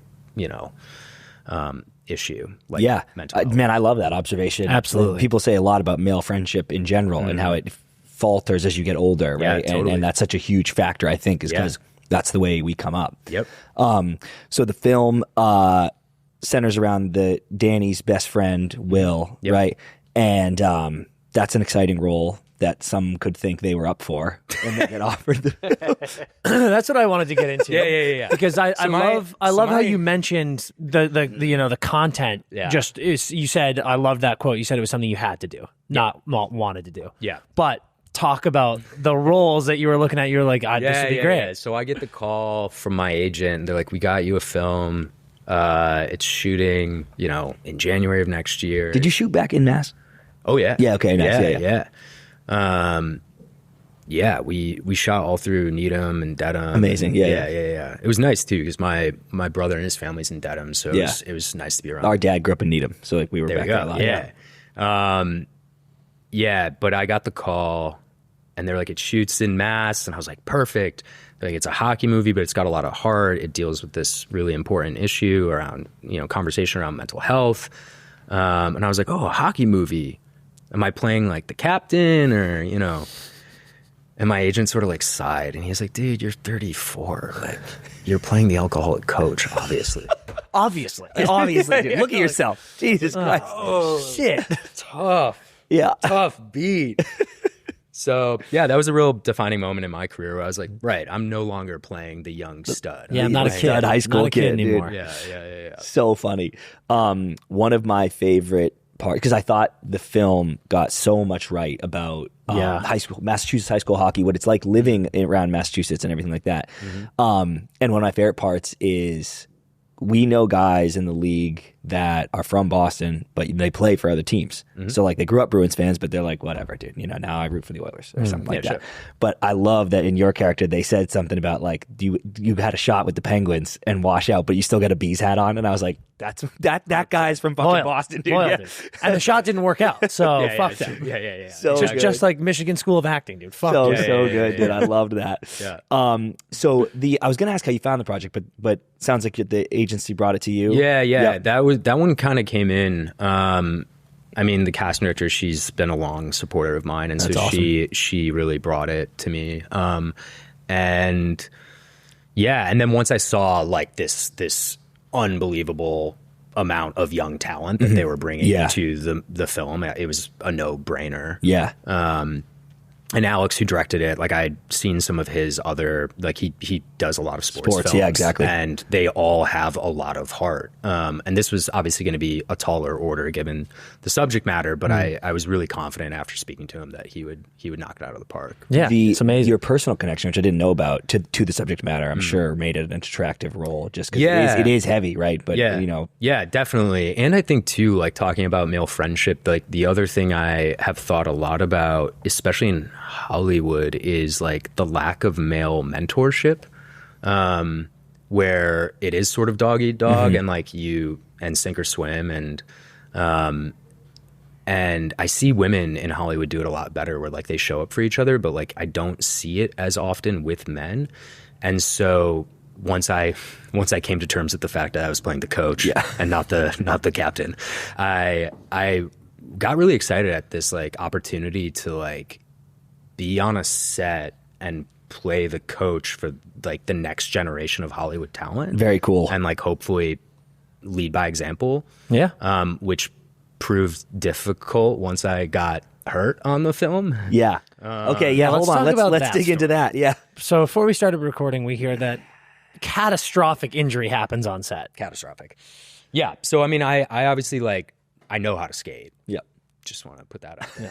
Listen, I can skate. I can skate. I'm from Michigan. You heard the pond hockey stories, okay? The pond hockey story. Also, we didn't even get into it, but best job I ever had was the Standard Hotel in New York. Yeah. Used Great to have spot. an ice rink. Yeah. Fuck, dude. We used to go with dots. And Yeah. I taught ice skating there. Oh. And drove the Zamboni. Oh. Best, literally, to this day, best job. Yeah, I mean, that's incredible. Just believe the it. best. Getting to drive the Zam is Yeah, it's unreal. amazing. Oh, yeah. And just like people coming out of the beer garden drunk and like Yeah, wanting yeah, an yeah. ice skating lesson. And I'm like, I got you. I got you. But yeah, so I've skated on and off, my entire life. And so I was on, the boys, like one thing that people should know about the film is like, they're all hockey players. It's great. It's like, so it's all authentic. practical. We've seen it. Obviously, it is so the shots are amazing. Yeah, I mean, Chris Nelson, who is the hockey coordinator for the film, I mean, he did Miracle, like Everything. He's a good buddy. He's been on the show. He's coordinated every hockey project in Hollywood. Yeah, I mean, he's a legend. And so like he made sure that everyone that was stepping foot on that set was the real deal. Yeah. And so they very nicely invited me to their hockey practices. So, I'm skating with them on our days off. But I mean, you guys know, they're all maniacs. Like they would go and skate like after a 12-hour day of shooting, And shout out to like the Massachusetts hockey community. Like they would literally just throw up on their Instagram stories like, yo, we need some like ice time. Yeah, And someone would be like, come to our rink. Like, It's the best. It's the best. Yeah, so I was doing all of this much more impressive, arduous, stuff like these hockey practices. And then on my first day off, I think 4 days into filming, I go to the gym and I was like stretching after my workout. And this is cope, but I'm blaming it on this is the first and last time I will ever gain weight for a role. Yeah. Because they're like, oh, you're playing this guy. He like had a shot at the show, but blew it. And he's been pills and drinking and blah, blah, blah. He's, he's at the bottom of the barrel. And so I was like, I'm going to put on 20 pounds. Yeah. I'm going to really, I'm going to bulk. Yeah. I'm going to go out for Christmas. I'm Yeah. going to do double. A lot of ice cream, a lot of burritos. Yeah. And so I was probably walking like 20, 25 pounds over my normal walking weight. And I'm at the gym and these like older folks are playing pickleball. And their fourth had to leave for, I don't know, like a hip replacement or something probably. And they call me over and they're like, oh, you want to play? And I was like, ah. And like, not to brag, but like, I was like a pretty good pickleball player. Yeah. Like I started playing in Northern Michigan. Yep. Yeah, big up there. Before it got popular. Yeah. And so like, I was not bad. And this guy calls me over. He's like, you see that guy over there? That's Jimmy. Like, he's a real son of a bitch. Like, we got to beat him. Yeah. And I'm like, all right. So like, I'm your ringer. Like, Yeah. All right. Yeah. And Jimmy was good, and we were playing, and it was real neck and neck. And the last point of the last game is tied, and he hits this drop shot, and I was like, all right, well, I got to win for my homie. And so I like sprint to the net, and as I'm decelerating, I pop my Achilles. Which leg? Dude, the right. Yeah. I mean, watching the Halliburton guys. Yeah. Halliburton, oh my god. Yeah. Like PTSD. we've got Jason Tatum, Halliburton, and now you. Jack. Honestly, I turned Now to my Jack. boys. We were watching the NBA Finals, and I turned to my boys, and I was like, "See, can happen to anyone." Yeah, dude, Happen to anyone. Best athletes on earth. Yeah, it's literally elite He's athletes. 25. This happens to elite athletes. Yeah. But you popping that while playing pickleball with a bunch of old people is just Imagine you lost. Too, The- right? the Did you pair- lose that point? Perfect. Yeah, we lost. Yeah, that's What's game. crazy is this guy Jimmy. He like I'm clearly, like my Achilles is torn. Yeah. and people are like coming over to help and everything. This guy comes over. He's and peacocking. ice in his veins, dude. He comes over and taps my paddle that's just like on the ground. and he's like, "Good game, kid."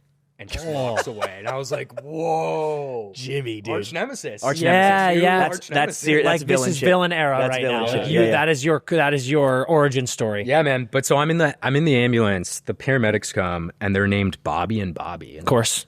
like I was like, this is the most Massachusetts thing. He's like, oh yeah, we're Bobby and this is Bobby. We've heard it all before, you know.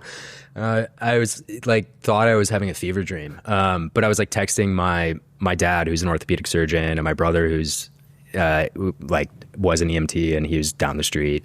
And I was like, I think I popped my Achilles. And sure enough, I did. I'm texting Jake, who produced and wrote the movie, and everyone's panicking, obviously. Of course. Because, you know, it's an indie film. Like, they don't have the budget for me to be this hurt. And I go to the ER. It's not great. And Alex, our director, our fearless director, to his credit, apparently he was on set shooting and got the news and like thought about it for a second and went, okay, we'll figure it out. Love Which that. is just like, it's what you need from a director. Absolute killer. Yeah, like that's what you absolute need killer. from a director. But yeah, luckily we got like hit by a snowstorm, so that gave us like a little bit of room in the schedule, and they gave me 3 days off. We called in a bunch of favors, and I was like getting operated on 48 hours later. Fuck, dude. Got the surgery, and then the rest of the film I shot on a e-scooter. No way, Yeah, dude. so That's what I was gonna ask. They Yeah. frame out my legs in every shot. Which is good. You know? Yeah. Good thing I'm the coach because I'm behind Yeah, the boards. right. You Yeah. know, you God, don't see it, imagine if I was the captain, dude. Whole Oh, movie ruined. I mean, I would have gone fired. Yeah. yeah. Yeah, that'd But have been it was disaster. it was, I think, like a really good bonding experience, actually. Yeah, for sure. Like, you know, because films are weird. It's like summer camp, right? Yeah. Where like you have like 4 or 5, 6 weeks, and you're fast friends, and then like you might not see each other ever again, right? And especially with a film like this, where it's a team, and we're dealing with, you know, a really important issue. You know, the boys were like already on day one, like calling me coach and all that, sick. and then they like rose to the occasion. They're like, "Coach is hurt. Like, we got to take care of Coach." I was about to say, you got picked up by the boys, dude. That's I what mean, the like game is all about. Charlie, who's the lead of the film, like, you know, he brings me like a Lego set to like keep me occupied in my hotel room. Like, they're dropping off like baked goods and flowers, and they're like wheeling me from the hotel into the car to go to like Waffle House. Like, they all showed up in a way that was like really, that made me emotional. Like, it was really heartwarming. Yeah. And I was like, I was supposed to mentor these kids on set, and now they're mentoring taking me. care of me. Dude. Yeah. That's emotional. But, That's awesome. But that is the best, and you said it. It's the we talk about it all the time on the show. It's the hockey community is so amazing how they rally around, and it's even things like you said with Massachusetts and all these places, all the rinks, and then Bauer showing up and Bauer, giving you guys all this 100%. gear.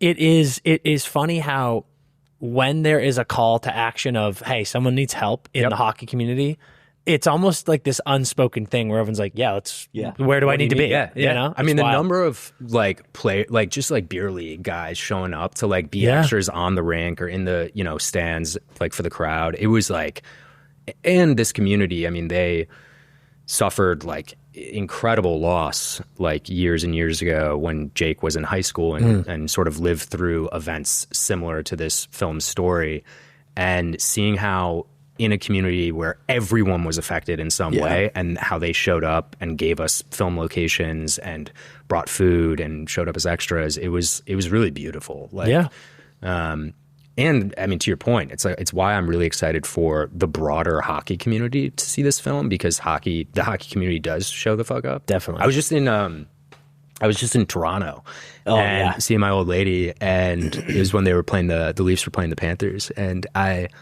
went to this like punk bar and was just watching one of the games and just trying to keep a low profile because like the only American in a punk bar in Toronto.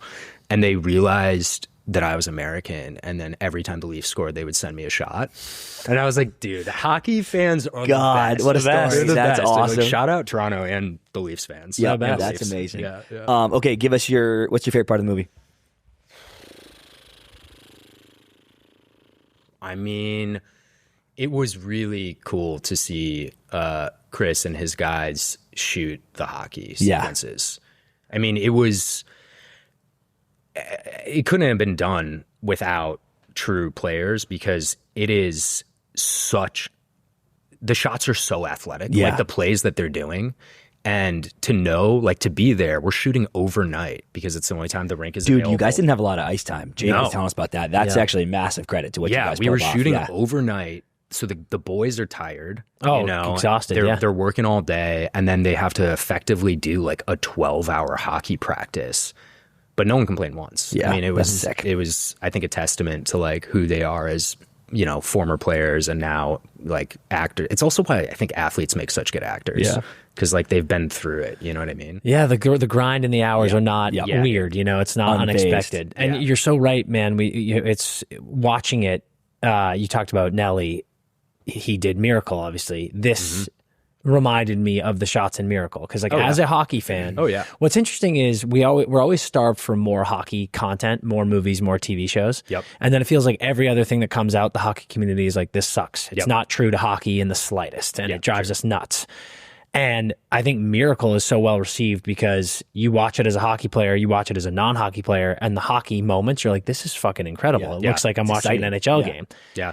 You didn't half-ass the sequences in this movie, and that was so apparent. And it's also such a relief. You know? Like, oh yes, dude, good. It's real honestly, hockey. One of my biggest worries about why I was like joining the boys for all of their ice time is that I was worried that like even being a competent skater that you would see the difference. You would see the difference between me and the boys. They're all unbelievable.